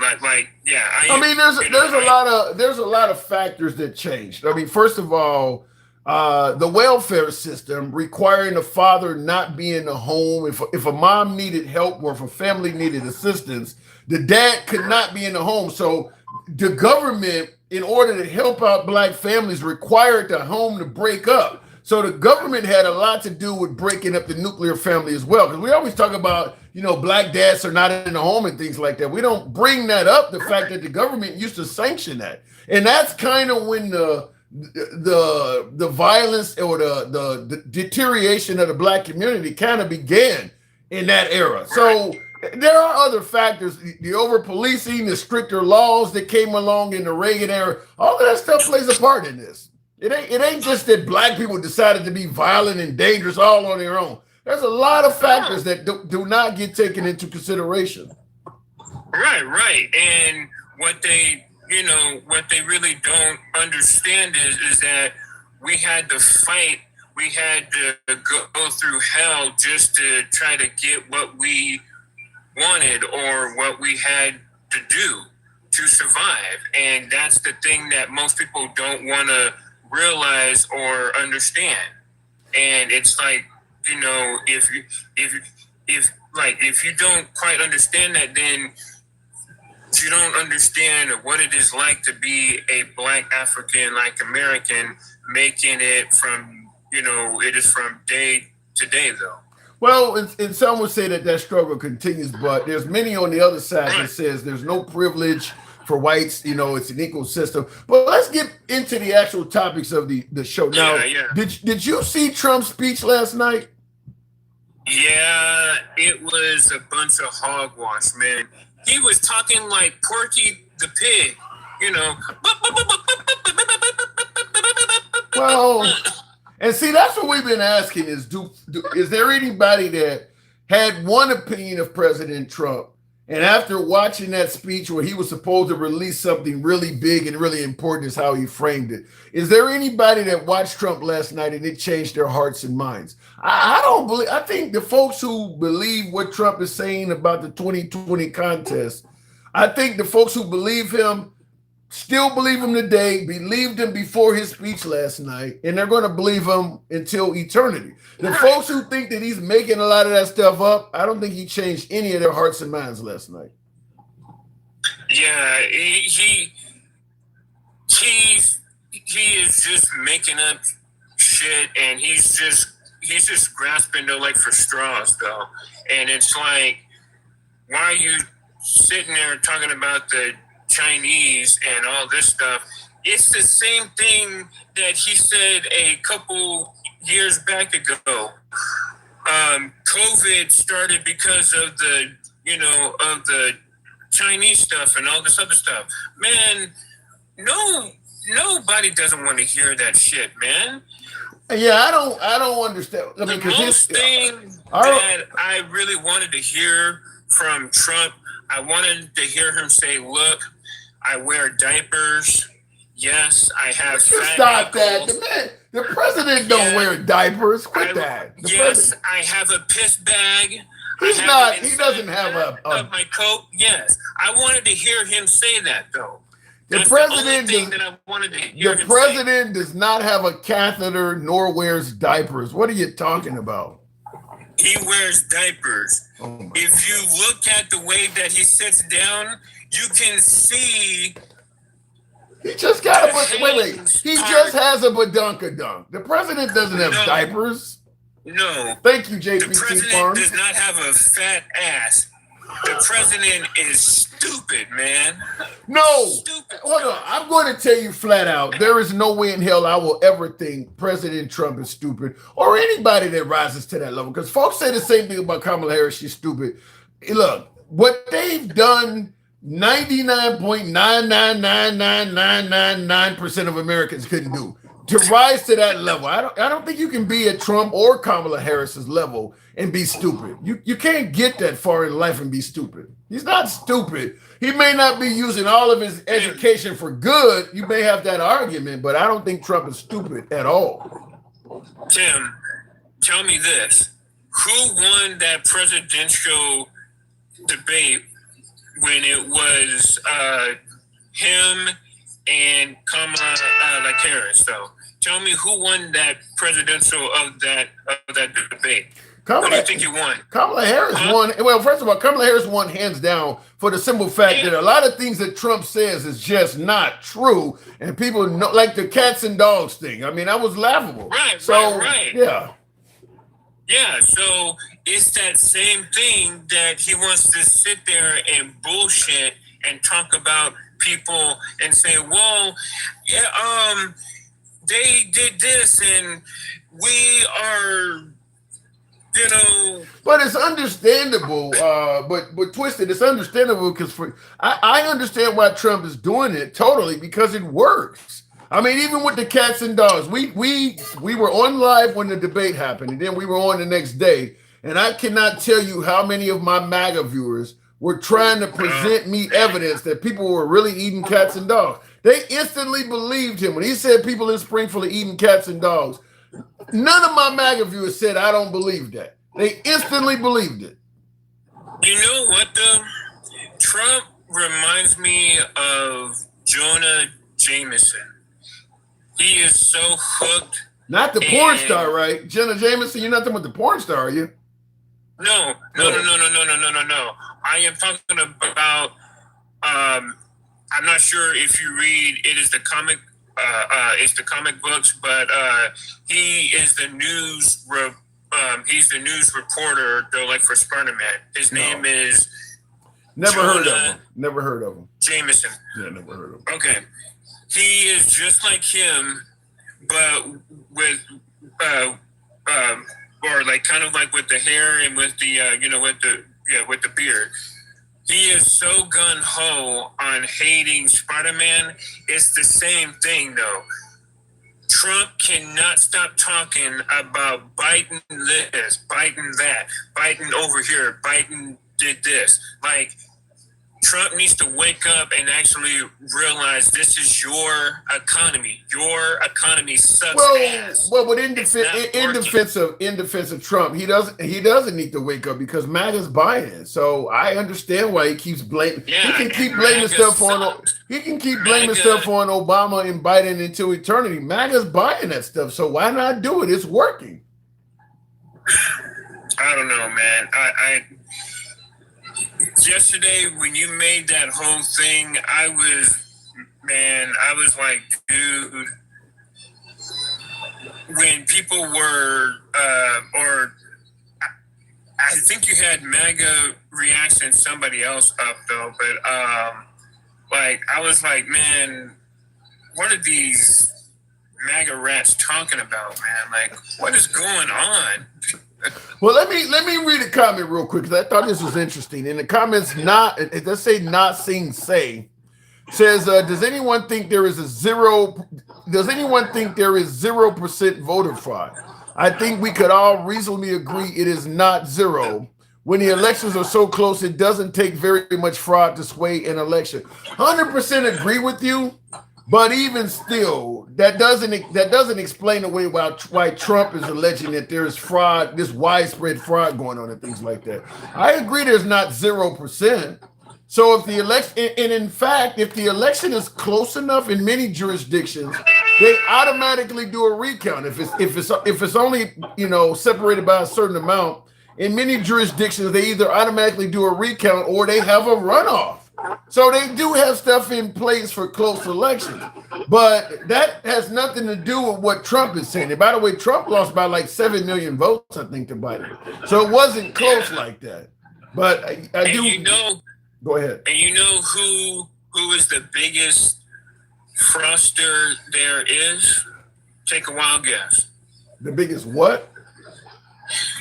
I said, do you know who is the biggest fraudster there is? In my opinion, the president at this point. Yeah. This man has 34 or 78 felonies. 34. He's a crooked 34. Politician. He's probably sleeping with one of his aides, though. And did you also hear that, that Melania is stepping out, though, like on him now? She's doing what? And G. Rodman, I see you. What is Melania doing? She is stepping out on him. Based on what data? Where have you heard? When you say Melania Trump she's stepping out on President Trump, but he's like breaking up with him? Yeah, man. I ain't heard no shit like that. Why would she leave Trump? Yeah. That ain't She's even sleeping safe. with somebody else. That's bullshit. That wouldn't even be safe right now. No. She is trying to get smashed by somebody else. She's trying to get some stomach pumping going. Okay. Now listen, first of all, you're full of shit, but I will say this. That's not to say she doesn't want that, because she is still at an age where she may have a sex life, and I'm sure Trump is not providing in that area. But as long as Trump has the power he has right now, and he is as vengeful as he is right now, you're gonna have to curtail your sexual desires. I mean, it is what if Melania Trump, if she steps out on Trump would have her damn near working as a waitress somewhere. I mean, because she couldn't even take him to court for alimony and shit, and depend on the courts to give her a good say. I mean, you're gonna have to just bow down for now. I don't think so. I think Melania can whip Trump in the bedroom anytime. I think she got that whip, and she can get that. Look, she can get that motherfucker down quick. All right. Well, that is our first lady. I sound like you got some minutes. I'll go ahead and move it on. No. Twisted, but look, at the end of the day, I don't think Melania Trump is going to step out on President Trump. Not while he's president. Now, once he's out of office, she might be free to do whatever, but certainly not while he's president. That wouldn't be safe. I don't know, but it is something though. I guess before I leave, let me send a shout out to the Iron Mike Tyson. Let me send a shout out to King Finn, aka King Shark, and to Gangsta Grandma. We love you. Get up for her. I appreciate it. Twisted, thanks for coming on. Appreciate the support. Always a pleasure. Tap the screen, get us on up over it. Wow, we're kind of low on the taps, huh? No love at all. We should be about 60 G's, but get us on up to 60 G's, if you will. You leave my gangster grandma alone. She is mine, says handsome conservative. Wow. Everyone thinks the president is the problem. The problem is the federal government. I think we could also all reasonably agree Biden was not mentally wooded at the end of his presidency. I don't think we can. I'm not sure Trump is mentally there either, though. I can agree with you on Biden, but I'm not sure I look at Trump and say this is a totally sane, coherent guy. So just keep that in mind. But in regards to saying that it's not the president, the problem is the federal government. He's kind of the boss of the federal government. Everybody running the federal government can be fired by him. Remember, he promised to surround himself with the best and brightest, his administration. if the federal government is failing, that falls on him. Because if the federal government is succeeding, guess who's going to take credit for it? He is. So I don't know why with President Trump, we've had this mindset that he can be the president of the country, but anything that goes wrong, we can separate it from him and blame it on these lower entities that are often appointed by him, such as the IRS leaked his taxes when he was in control of the country, and that being the IRS. You hear him talking about what happened in 2020. He was in charge of the country during all that election chaos. So he is trying to blame folks that he was in control of. That doesn't make sense to me, because if all of this shit had happened under Biden or under Obama, we would be blaming the president. If your DOJ does something wrong, that's your DOJ as the president. I don't know. When it comes with Trump, we're trying to give Trump credit for the good and give him some kind of exoneration when things go wrong. That ain't how, whatever happened to the phrase, the buck stops here. Accountability goes up to the top with leadership. And we're always trying to give an excuse for why Trump is not responsible for stuff that happened in his own government. You're blaming the federal government, not the president, who is actually the head of the federal government. And that makes sense to you. That just makes no sense at all to me. Unelected federal employees. The appoint who did Trump put? Who is it? Kash Patel? Who is the head of the FBI? If you got any entity of the federal government that's not doing their job, that particular department is ran by somebody that President Trump appointed. So your appointees are not doing their jobs. If it's the Department of Education, if it's the EPA, whatever, IRS, whatever federal departments you want to talk about, they're all being ran by people that Trump appointed. So you appointed somebody that has employees that are working for them that are not doing their job. So then that means you need to get rid of the person you appointed. It's as simple as that. If that's not happening, then a good example, Tulsi Gabbard being over the intelligence department. Tulsi Gabbard said Iran was not developing a nuclear weapon. Testified they were not developing a nuclear weapon. Trump said she don't know what she's talking about. And we went to war with Iran. He didn't fire Tulsi Gabbard, though. So the point is, if Iran is developing a nuclear weapon, as Trump says, and they were about to use it on us, that's what Trump said. They were only weeks away from getting a nuclear weapon, and they would have used it on us by now. That is what Trump said. So you're going to tell me that the person who is responsible for letting us know that somebody is only weeks away from using a nuclear weapon on us, that person got that wrong and said they weren't developing a bomb at all, and you didn't fire them? Then that's incompetence on Trump.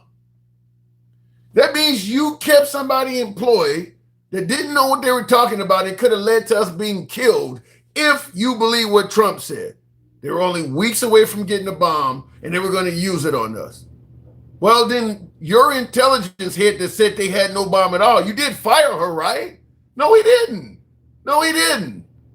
So you're trying to excuse incompetence and blame it on lower level people. No, Trump should be held accountable for not terminating Tulsi Gabbard if what he's claiming to say is true. It's as simple as that. Problem is, Tulsi Gabbard knew what she was talking about. Yes, she did know what she was talking about. But the point I'm making is we got to take Trump at his word. If we're taking Trump at his word that they were about to get a bomb and use it on us, then you got rid of her, right? No, he didn't. And that needs to be explained. Then why didn't you get rid of her? Why didn't you leave her in there? For all we know, she could have been giving you more bad intelligence. It is what it is. In the comments, and I see that explanation, somebody said, loser. You're a loser. Yeah, because you don't want to hold your president accountable. It's a lot easier to refer to the host as a loser when he's making sense about your shitty ass president not doing his job. If you appoint somebody and you hire them and give them a job and they don't do that job properly and you keep them in that job, then you need to lose yours. It's as simple as that. You can't make that shit make sense. I don't take Trump for nothing but a joke, says Ronald. Fair enough. All right, boom, boom, the entire school full of little girls over another lie. Speaking of which, and I do want to get back into the show, tap the screen, people with the head mustache, tick-tock cap goes. I wanted to play a clip that I thought was pretty interesting, and this is in relation to this whole Iran debacle that I thought is worthy of discussing. Now, this is Chris Cuomo, formerly of CNN. President Trump says we'll probably never know why those school kids got killed in Iran. And you know what? He's right. He's telling you the truth. I said he was lying. I'm sorry. I shouldn't have. He's telling you the truth. Because, did you see this? He's not letting them look for the answer. That's why you'll never know. And they're not going through the ordinary investigative channels. Why? Because they already know the answer. We did it. Did we do it on purpose? Yes-ish. Did we want to kill school kids? I don't think so. I haven't seen any proof of that. But it was an intentional targeting, and it was in error. So we did it. Everybody knows we did it. Israel knows we did it and said nothing because they were being a good ally. But we did it. We did it for bad reason. I don't think it was intentional to hit kids. I haven't seen any proof of that. But the president's not lying. You'll probably never get to the answer because he's not letting it be investigated. MAGA, why is this okay? Why is this okay? Is Senator Johnson really right? You only care when it's the other side because this is a team sport? You're on my team. I'm on your team. That's the only team that matters. We're Americans, right? We care about right and wrong, not right and wrong. And I won't go into that opinion piece any further, but I think this is kind of what we expected.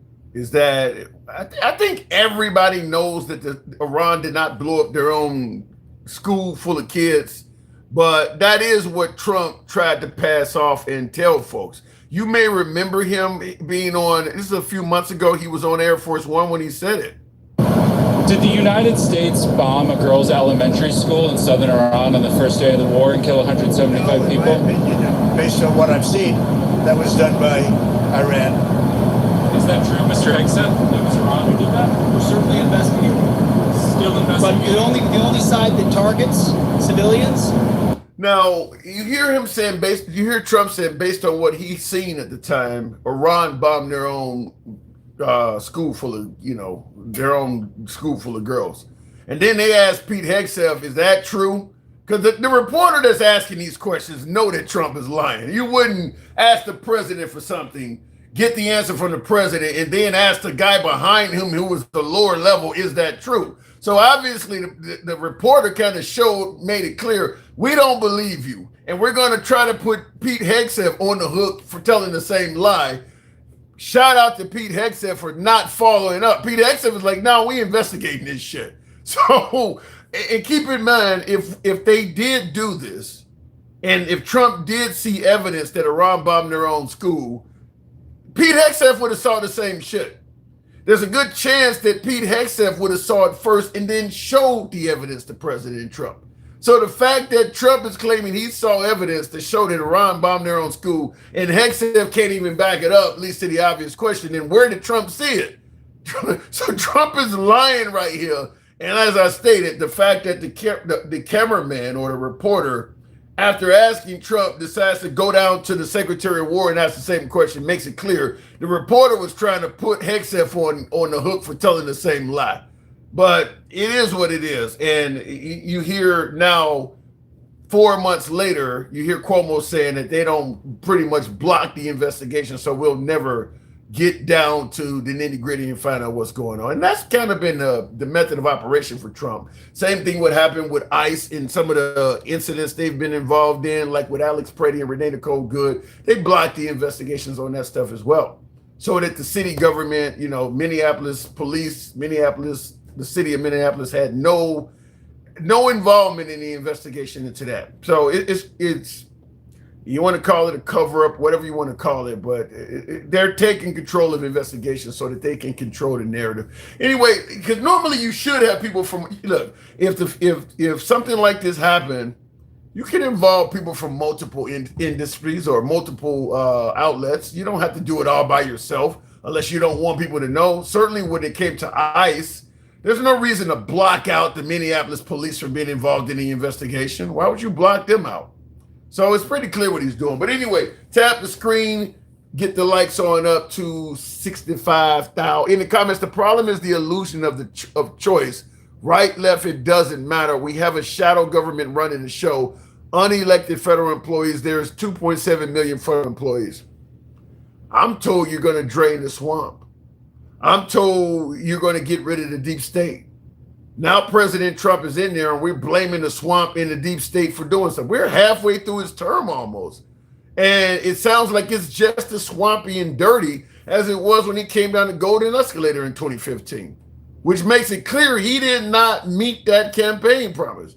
Trump, we're going to be great again. It's going to be the Gilded Age and all of this shit. Now when he starts failing, the only defense is, well, you know, it didn't happen under Biden either. It didn't happen under Obama. You promised some shit you didn't deliver.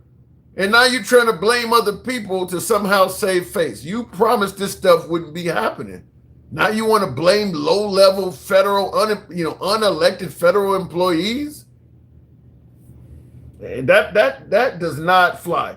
In the comments, tap the screen. I'll go to the box. We'll make it happen again with Jay Fire. Good evening, Jay. MAGA's real daddies are held accountable. Hold your daddy Trump accountable.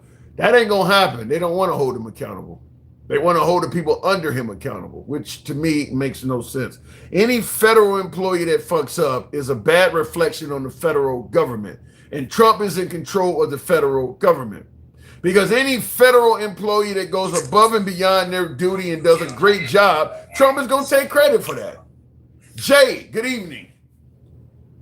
Okay, Jay came and went. And like I said, this is what we're dealing with, is that we want to give Trump credit for the good and blame other people for the bad. That's just not how it works. In the comments, before we move on, who's trying to take Trump's life now? Not aware of anybody. They all make promises they don't keep. I haven't known one that did.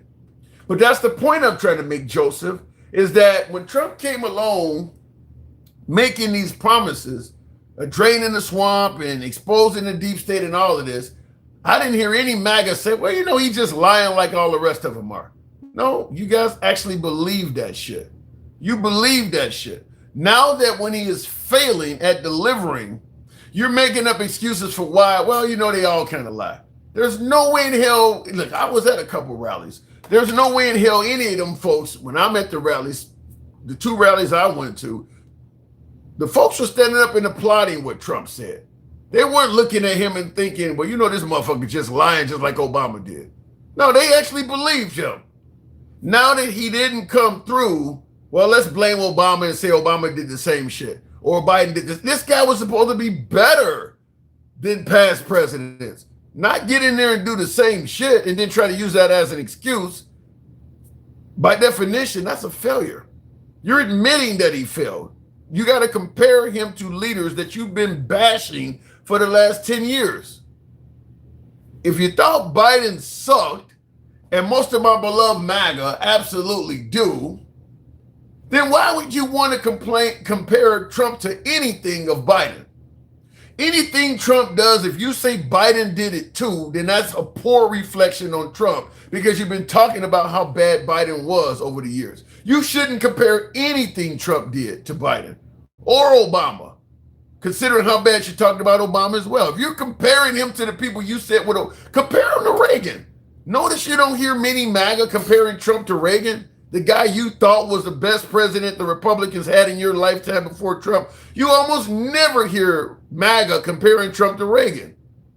You're comparing him to dudes you thought sucked over and over again. Then if they sucked and you're comparing him to them, what does that say about him? Compare him to the good guys. I don't hear that. I don't hear that at all. In the comments, Joe Biden stopped COVID-19 and left office with true. I blame him for a lot. No more Bushes, Kennedys, Clintons, Obamas, or Trumps. That's all that remains to be seen. We'll go back to the box. Trump's sister worked with Reagan and got promoted under him. Yeah. To me, like I said, if you're comparing anything Trump does to Obama or Biden, after talking so awful about Obama and Biden for the last 10 years, then you're admitting that in that area, Trump is a failure. You shouldn't be comparing him to him on anything. Going back to the box, we'll make it happen with Tamar, New Jersey Best. Good evening, Tamar, because they know they can't defend him against the better Republican leaders. Yeah, that's what it sounds like to me. Tamar, good evening. Timmy 1010, what it do? Just hanging around like Al Sharpton at a Klan meeting as usual. What's going on with you? Man, your boy Jeremy sound like he his top hoe might have got taken by a brother or something. The ones that he paid for. That's the only his top hole. Is that what they calling it now? You know, I'm trying to be I get it. friendly or whatever. That's so whatever he's paying for, because that's the only way he's getting it. Look, I've talked to Jeremy. My brother must have took it. I've talked to Jeremy a lot, and that's the first time I've ever heard him say something that was that fucking racist. And I've been defending him against. I've been defending him against other African American viewers that have been calling him racist the whole time. But when he said that, I'm like, there's no defense for that. I mean, he just came out attacking black people. Yeah, he was bugging today, and he was angry. He was angry, Michael. Well, he really don't like Mamdani. He really doesn't like Mamdani. He doesn't live in New York. I live in the tri-state area, and I live right next to New York. I live in Jersey City, so I'm literally like 10 minutes away from New York, like depending on traffic. What do you think of Mamdani? I think he's all right. I don't hear that many people complain about him. Like I said, I do Uber, and I like part time, and like on the weekends and stuff. And I drop people off, and I go to New York all the time. And even the people like you know, like that I drop off like in the you know, nice sections they seem to like him. I haven't heard anybody talk bad. Yeah, I haven't. I think Mamdani is a really good mayor for the working man. But if you're making a killing and if you're making a lot of money and you want to keep all your money, you don't want to be forced to pay higher taxes to help out the downtrodden, you don't want to be forced to share your money, then Mamdani's not your guy. Socialism is not your guy.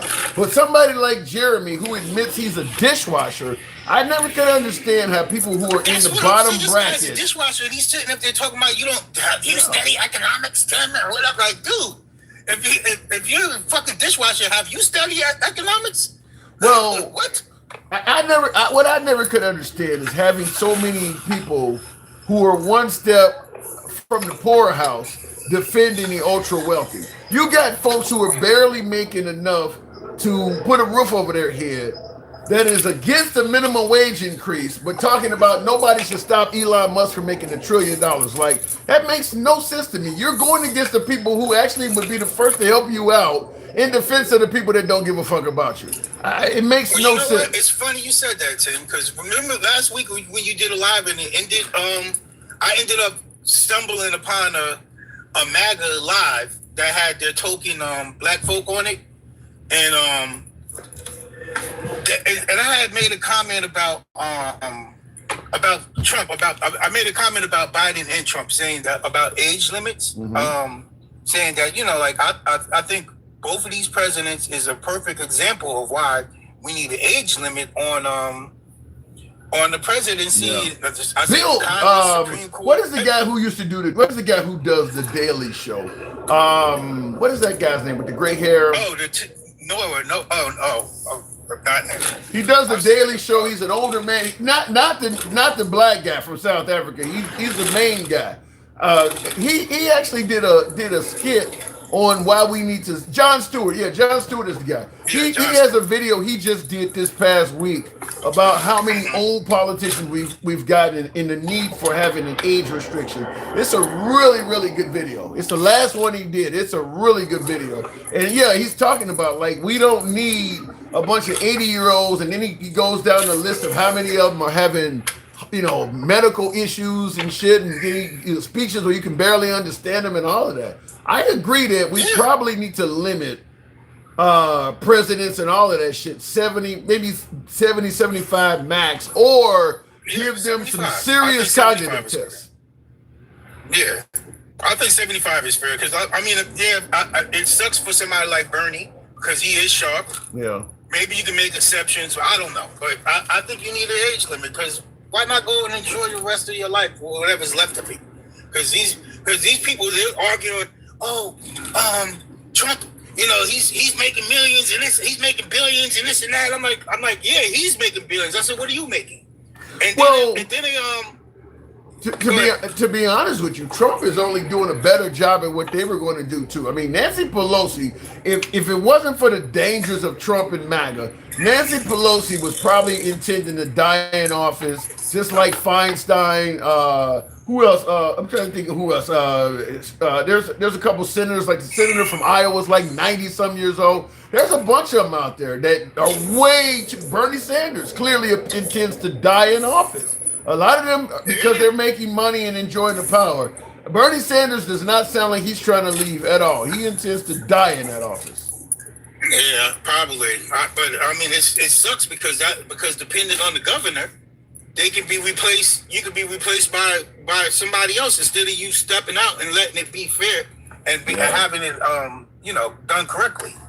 At that point, all they're doing kind of selfish. Yeah, it is selfish. They're just making. It's kind of like what Trump is doing too, but they're just making generational wealth for their families. I mean, Nancy Pelosi is in her mid-80s. There's no reason you need to still be in Congress. You got plenty of money with a little bit of time left. Go out there and enjoy that. You don't need to be showing up in Congress and getting in screaming matches and shit. Leave that to the younger folks who are actually going to be affected by this shit. So yeah. Term limits and age limits, they need. They can actually understand more what the freaking people, your constituents is actually about. It's more younger people than older people but the problem is the older crowd is more reliable to show up and vote. So, listen, if you put younger people in there, the younger folks are not going to relate to the needs and desires of the older crowd as much as an older politician will. And if the older people get pissed off that there's no 70-year-olds in there that are like me, they show up reliably and vote. The folks that are under 40 do not vote reliably. Well, they need to sit back and understand how times have changed, and it's the age of the younger person, and it is what it is. All you got to do is get the older. If the younger crowd show up and vote at the same percentage rate of the older crowd, then you would get all of that stuff. But the problem is the younger, like for instance, the African American community bitches about how politicians do not look out for us. We don't vote in terms of the percentage of us that vote. The African American community is terrible when it comes to showing up to the polls. A lot of the disenfranchisement that we complain about would be greatly reduced if we voted in high numbers. We don't vote. Mm-hmm. Yeah. Especially the younger ones, especially the 18 to 35-year-old African Americans. A lot of them don't vote. Hey, I was in that live that you was in the other day too. Oh shit. Yeah, the MAGA live I was in yesterday. Yeah, no, not yesterday. It was a couple days ago. Was it? No, it wasn't. Was it yesterday? I think it was yesterday. Maybe it was. I know what you're talking about though. Oh man, those people. That's how it is for me when I go into these lives, like the one I got into that I was telling you about last week. That when your live dropped, I just accidentally dropped into it. I hate to call them coons, but the coons, the black people in there, they were terrible. This dude, he was going crazy on the guy Coat Slayer. Like all they kept on doing was muting him. But I'll tell you, they muted me about 2010. But I'll tell you something. If there's one area of voter, one particular Trump voter that does not seem to be swayed by Trump at all, whether we're talking the economy, whether we're talking the Iran war, Black MAGA are still quite happy and supportive of. I haven't talked to any Black MAGA at all that have been swayed from President Trump. I've talked to a lot of white MAGA. I've talked to female MAGA. But when it comes to Black MAGA, which is overwhelmingly men, mostly Black men, they on the Trump train full stop. To the end. Yeah, full stop. They're on the way to the bottom of the ocean. They on that shit. They on the SS Trump to the bottom of the ocean. Oh my God. It is ridiculous how some of the shit these people say. And the Black people, like, they really be attacking people like, you're beneath me. Like, I don't even know how, I can't even associate with somebody like you and this and that. Like, what? That, you know what like, that sounds like? Have you ever heard of the character played by Dave Chappelle called Clayton Bigsby? Yes. It's kind of like, you want to hold up a mirror like, do you realize who the fuck you are? Like, you talking like, you talk like me, I'm beneath you. You look just like me. Because they hate their skin because it's black. I'm telling you. They hate that. They really wish they wasn't black. That's what the problem is. It has to be. I can see that, but I mean, there's nothing you can do about that. You are black. You're not going to be to give that skin tone away. So, but yeah. And another thing, I had said something about Trump falling asleep. I said, listen. I said, regardless of how you feel about him, I said, this is making America look bad. Have you ever been out the country? I said, yes. So you haven't been out the country like him. He's jet lagged and he's this and he's blah, blah, blah, blah. And I'm like, maybe he is. I said, but it doesn't matter. I said, it's not a good look for us as a country to have our leader falling asleep at summits on live TV doing stuff like that. That's embarrassing. Not only is it embarrassing, but it's ridiculous because when Biden went out there and had that terrible debate with Trump on June 27th back in 2024, his side said that he was sick or something like that. That's why he performed so bad. Nobody gives a shit why you perform bad. It's just they only notice that you perform bad. So trying to defend Trump by saying he's jet lagged, then if you jet lag, go take a fucking rest. You don't go out there and do some goofy shit and expect people to, well, he's jet lagged, we'll give him a pass. Trump would not give anybody a pass for being jet lagged. It's happening every week, Tim. Yeah. Every week. He did it this week. He did it yesterday or the day before. Every day, every week it happens at least once. Like this is unseen. And of course they brought up Biden, and I said, you called Biden Sleepy Joe. I said, but Biden doesn't even fall. I said, you can't find this many times Biden falling asleep on live TV. No, that's a good point. That's because he hid in the basement. Did he? Whatever. Well, then that's what Trump needs to do. You raise a good point. Is that Joe Biden had the nickname Sleepy Joe by a guy who now has been seen falling asleep in public more than Joe Biden. You are correct. There is more video footage of Trump falling asleep in public meetings in the Oval Office while people are around him and shit, in press conferences. There are more videos of him falling asleep than there are of Biden. Now, we can say Trump's on TV more or whatever excuse you want to come up with, but the fact is, this dude was the one known for calling other people sleepy, and now he's getting caught sleeping.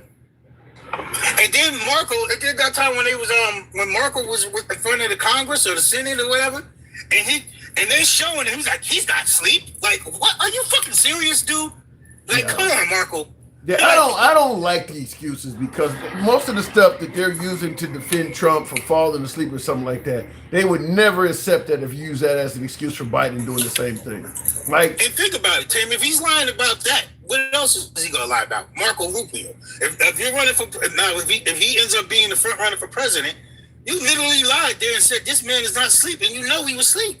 Well, I'm going to defend the Trump camp by bringing up this woman because she lied about Biden's cognitive health as well. Kamala Harris was not honest about Biden's decline either. You cannot compare what's happening with with Joe Biden versus what's happening with Trump. Well, I'm just saying lying. I'm not trying to compare the quantity of lies. I'm just simply saying Kamala Harris was just as steadfast that Biden was totally healthy, and he wasn't. I get it, Tim, but they had a picture of the man sleep. They had the video that showed him. I'm not arguing with you. Of the man sleeping. Yeah, I'm not arguing with you. I'm not arguing with you. Trump is certainly doing it more, but I'm just simply saying Kamala Harris, yeah, she made it sound like Biden was a lot more alert than he was too, but MAGA saw Biden not being alert, and they're making excuses for Trump doing the same shit. Tim, I'm so tired of this MAGA shit. I mean, like, I'm Trump fatigue. Because it's just unbelievable what's happening in this country. Like what he did last night. Why is Obama not suing this man? I don't understand why he's not suing him. Well, he's talking about he's burning burn bags and they got court and this and that.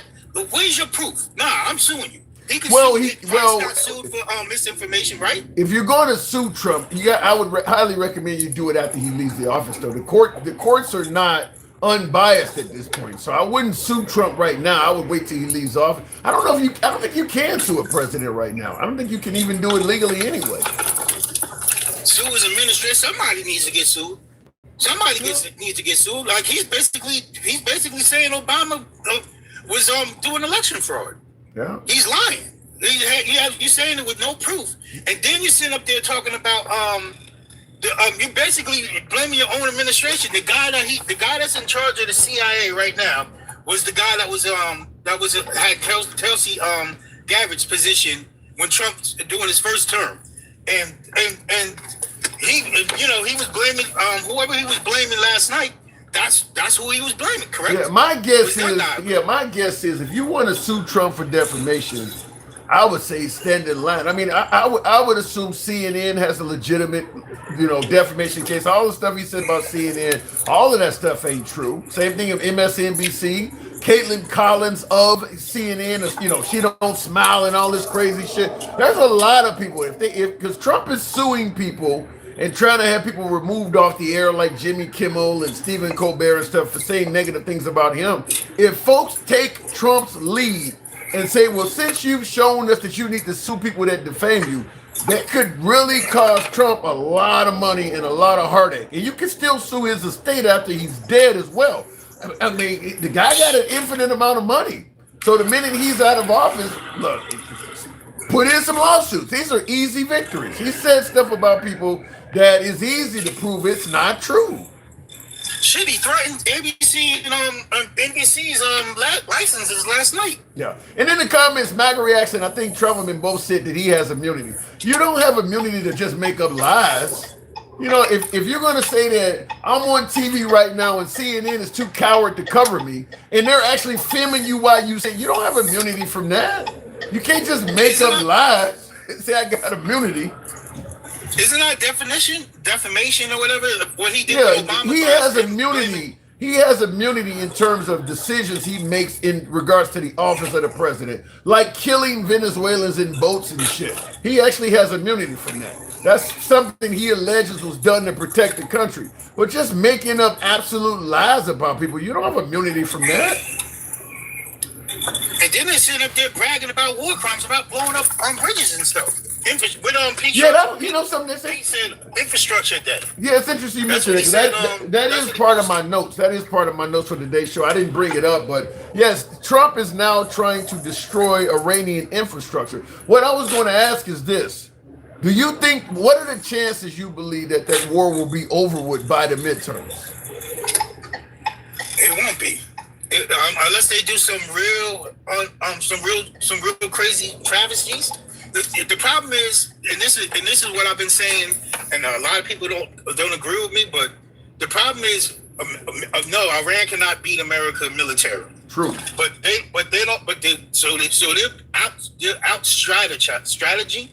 They're strategizing better by destroying the economy.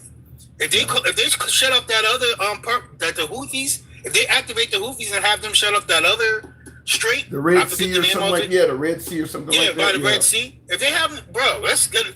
It's going to destroy the economy, the world's economy, and everybody's gonna they're gonna try to turn everybody against America, And if, like I keep saying, if the dollar is removed from the world's platform, we're in trouble.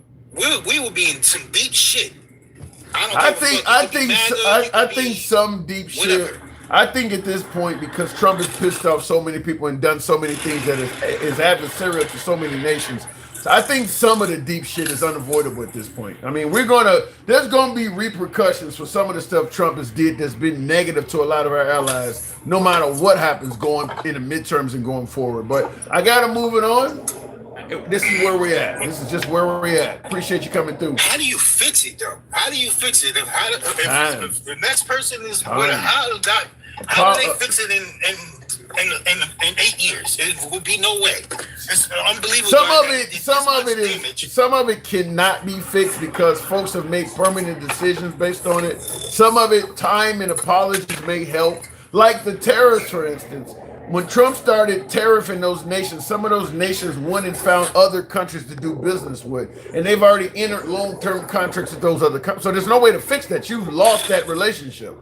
So some of it is not repairable in the foreseeable future. So well, I hope if you and Gangsta Grandma do come together and do a live, that would be cool to see. I'll see what I can do. Maybe you can make her behave.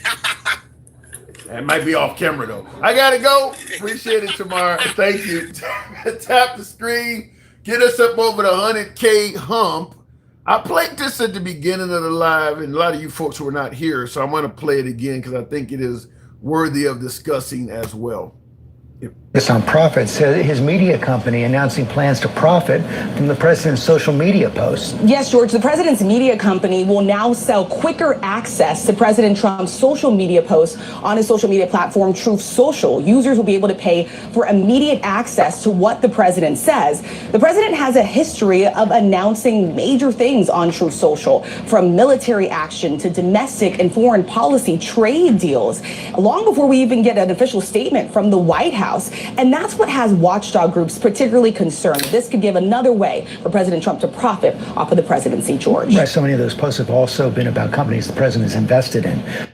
So the president also focused. He's charging access to get his quotes, truths, what they used to call it tweet, but on Truth Social, it's called the truth or whatever. But if he posts something online, if you pay, you can get access to it quicker than the average viewer. I don't know how much quicker, but this is certainly something that could pertain to great significance financially for stock market investors and poly market gamblers. Because let's say, for instance, like he just talked about, he just threatened to impose a tax on Canada because he's claiming their wildfires are polluting the East Coast and the northern half of this country. And he's blaming the Canadians on how they deal with their own foliage and what do you want to say, litter or whatever. So he's saying the Canadians did not do things right.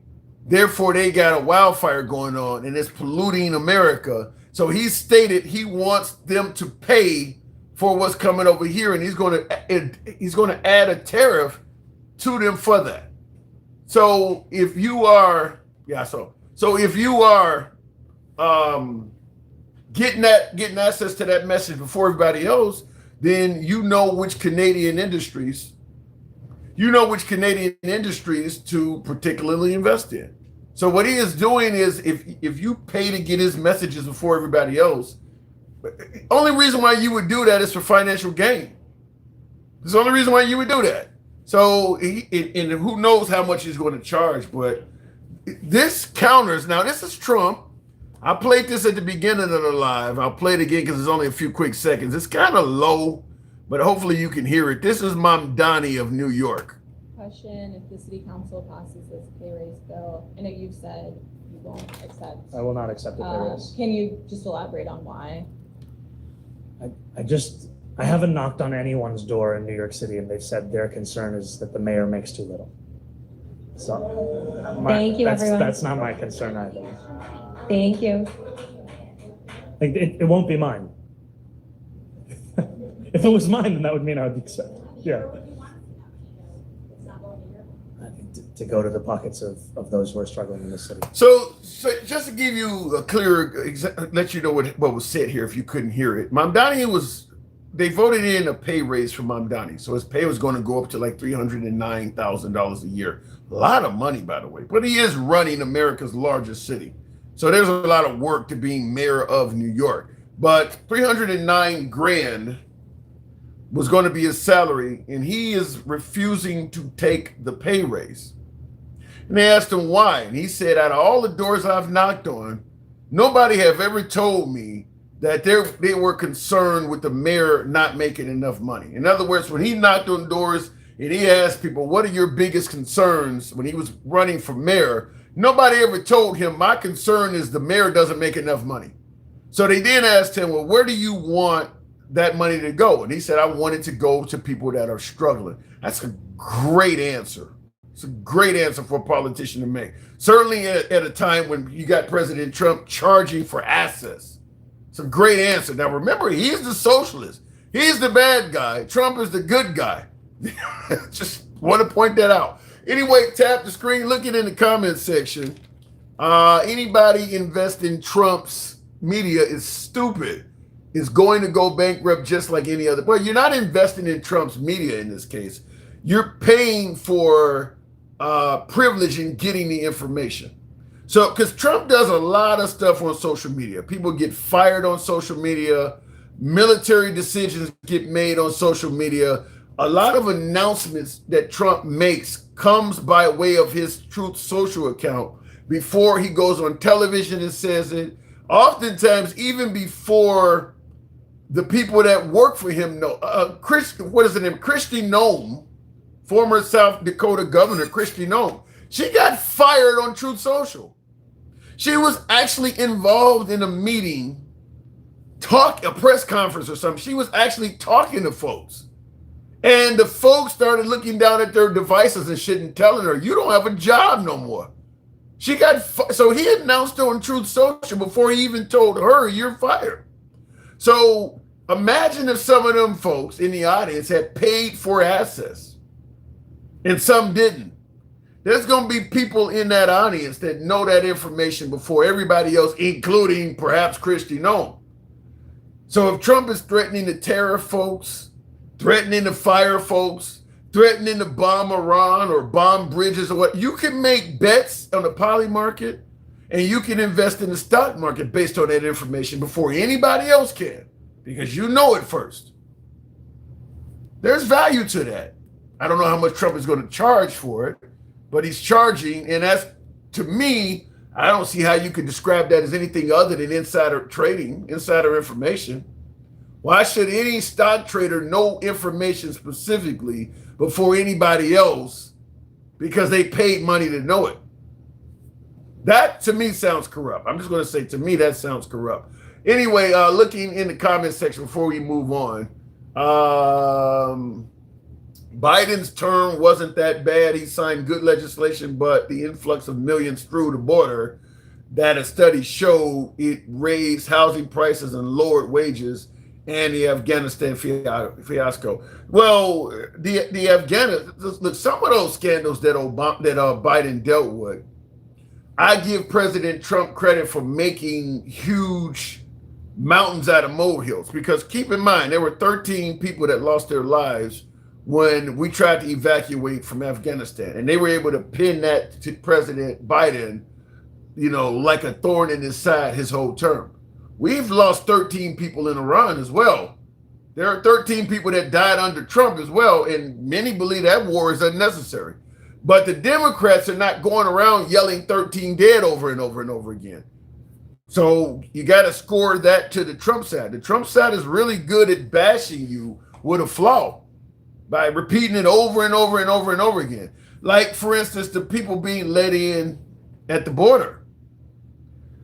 Now, Trump says it's open borders, completely open borders. Said the same thing when Obama was in office. It was open borders, but then yet they blamed Obama for separating families. How can he be for open borders and separating families simultaneously? He's the deporter in chief, but he's also for open borders. He can't be both. But they are savvy enough to pin this shit to people, and it does stick. Like right now, they're trying to pin the whole Democrat Party as all being communist. For MAGA, that's working. I get nothing but MAGA after MAGA after MAGA calling the Democrat Party communist, even though there's not a single Democrat running for any office claiming to be a communist. That's totally fabricated by the Trump side of the aisle. Nobody's claiming to be a communist. In fact, there's only a handful of people claiming to be a socialist.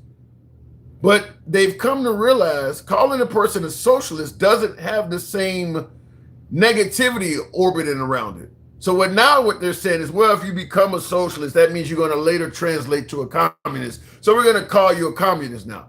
Because calling people a socialist isn't scaring anybody anymore. So now they've upped it to communist. Nobody's running as a communist, though. So the Trump administration is really good at sticking negative labels onto you. I mean, think about how many people still believe the election was stolen. They've been able to stick that Democrats steal elections label on the Democrats, and there is not even any proof it's being done. So they've been really good at that. But the Christian capitalists get a free pass, right? Yeah, and I don't agree with it. Biden's, what does I say in the comments here? Tap the screen. What am I missing out on? Donald Trump called American military suckers and losers. But this is what I'm talking about. The Democrats are not as good at sticking those labels like that. The Democrat Party, defund the police. They're still using that, by the way, as a label against the Democrats. Meanwhile, the Republican Party, despite what Trump supported that happened to the Capitol Police on January 6th by pardoning all of the folks that beat up the Capitol Police, called them patriots, and intended to give them money, the Democrats haven't done anything to take away the notion that the Republican Party is the party for law and order. They really mistreated some Capitol Police that day.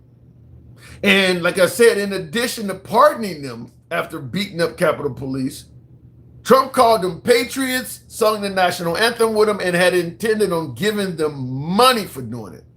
Yet they've been able to affix the label that the Democrat Party is anti-police. The Democrats ain't got shit on the Republicans when it comes to affixing labels. Republicans are much better at doing that. Much better at doing that. Real men fight and win wars the same. Real men, Democrats and liberal news propaganda smeared as toxic masculinity. I don't recall every Democrat I know smearing men. This is what I'm talking about. He's doing it right now with the labels. All Democrats don't know what a woman is. All Democrats are involved in toxic masculinity, whatever he's talking about. Meanwhile, if you see a racist Republican and you say all Republicans are racist, MAGA goes ape shit. In other words, do not brand my party with the mindset of only what a few are thinking, but let me do it to your party. It's okay. Because all liberals do not believe that men should play against women in sports. I'm one that don't believe that should happen. I don't favor juveniles having, gender reassigning surgery, any of that shit.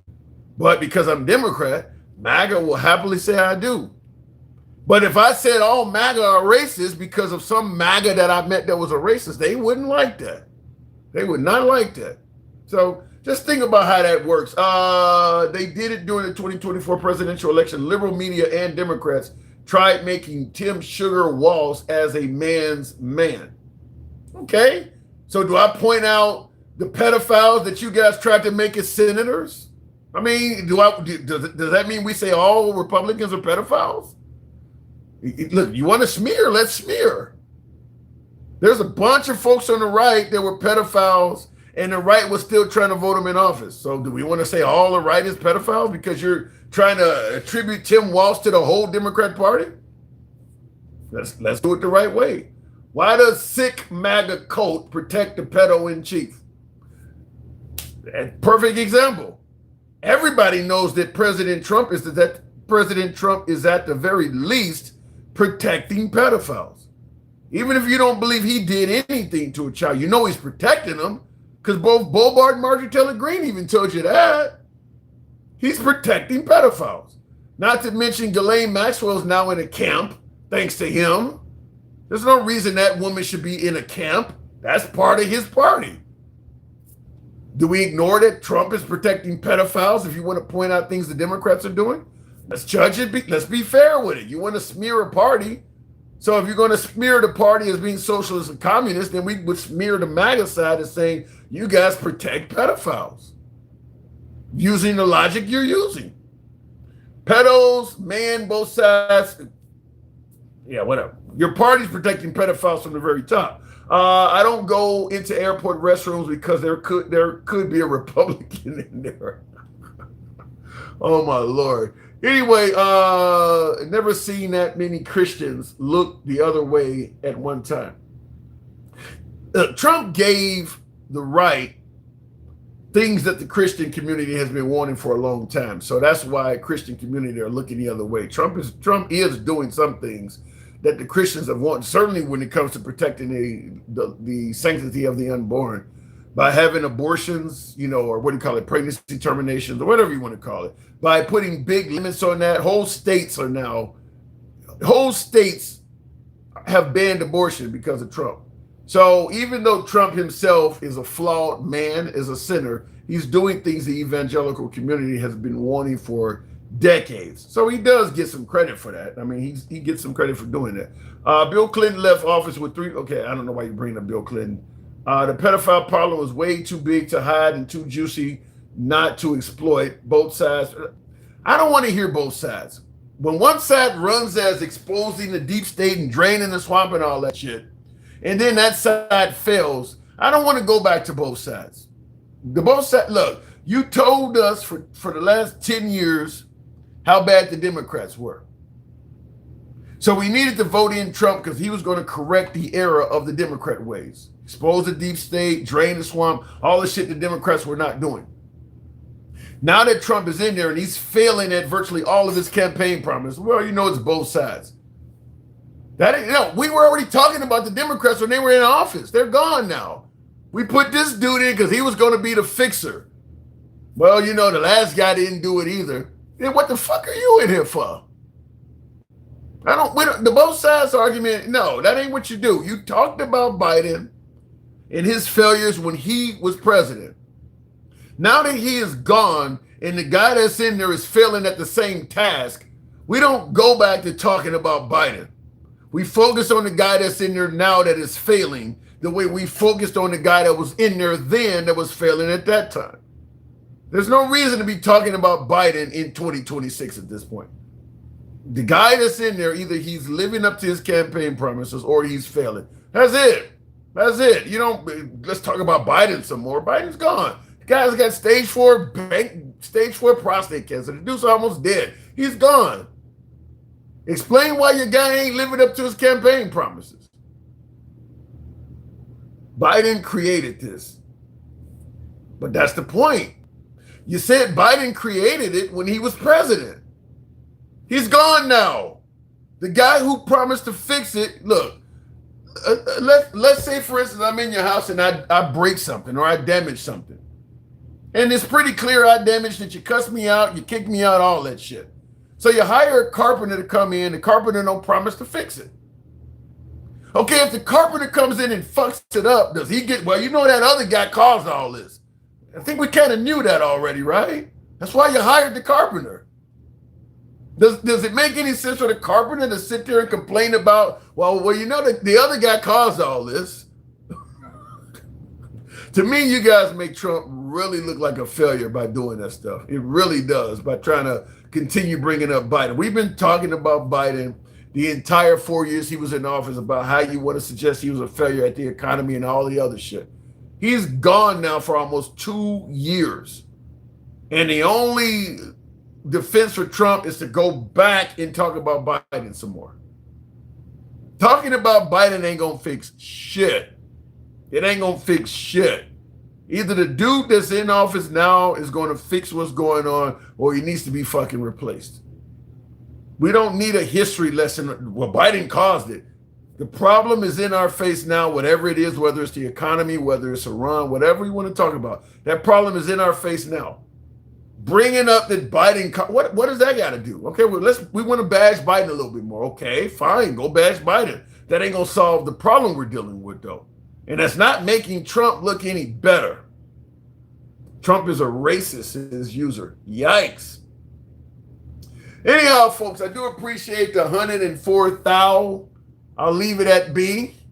I appreciate you folks tuning in this evening. We'll catch you guys tomorrow. We'll certainly be here tomorrow if you enjoy this type of dialogue from all sides of the aisle. Follow us if you're watching us on Instagram, Substack, TikTok, or Clapper.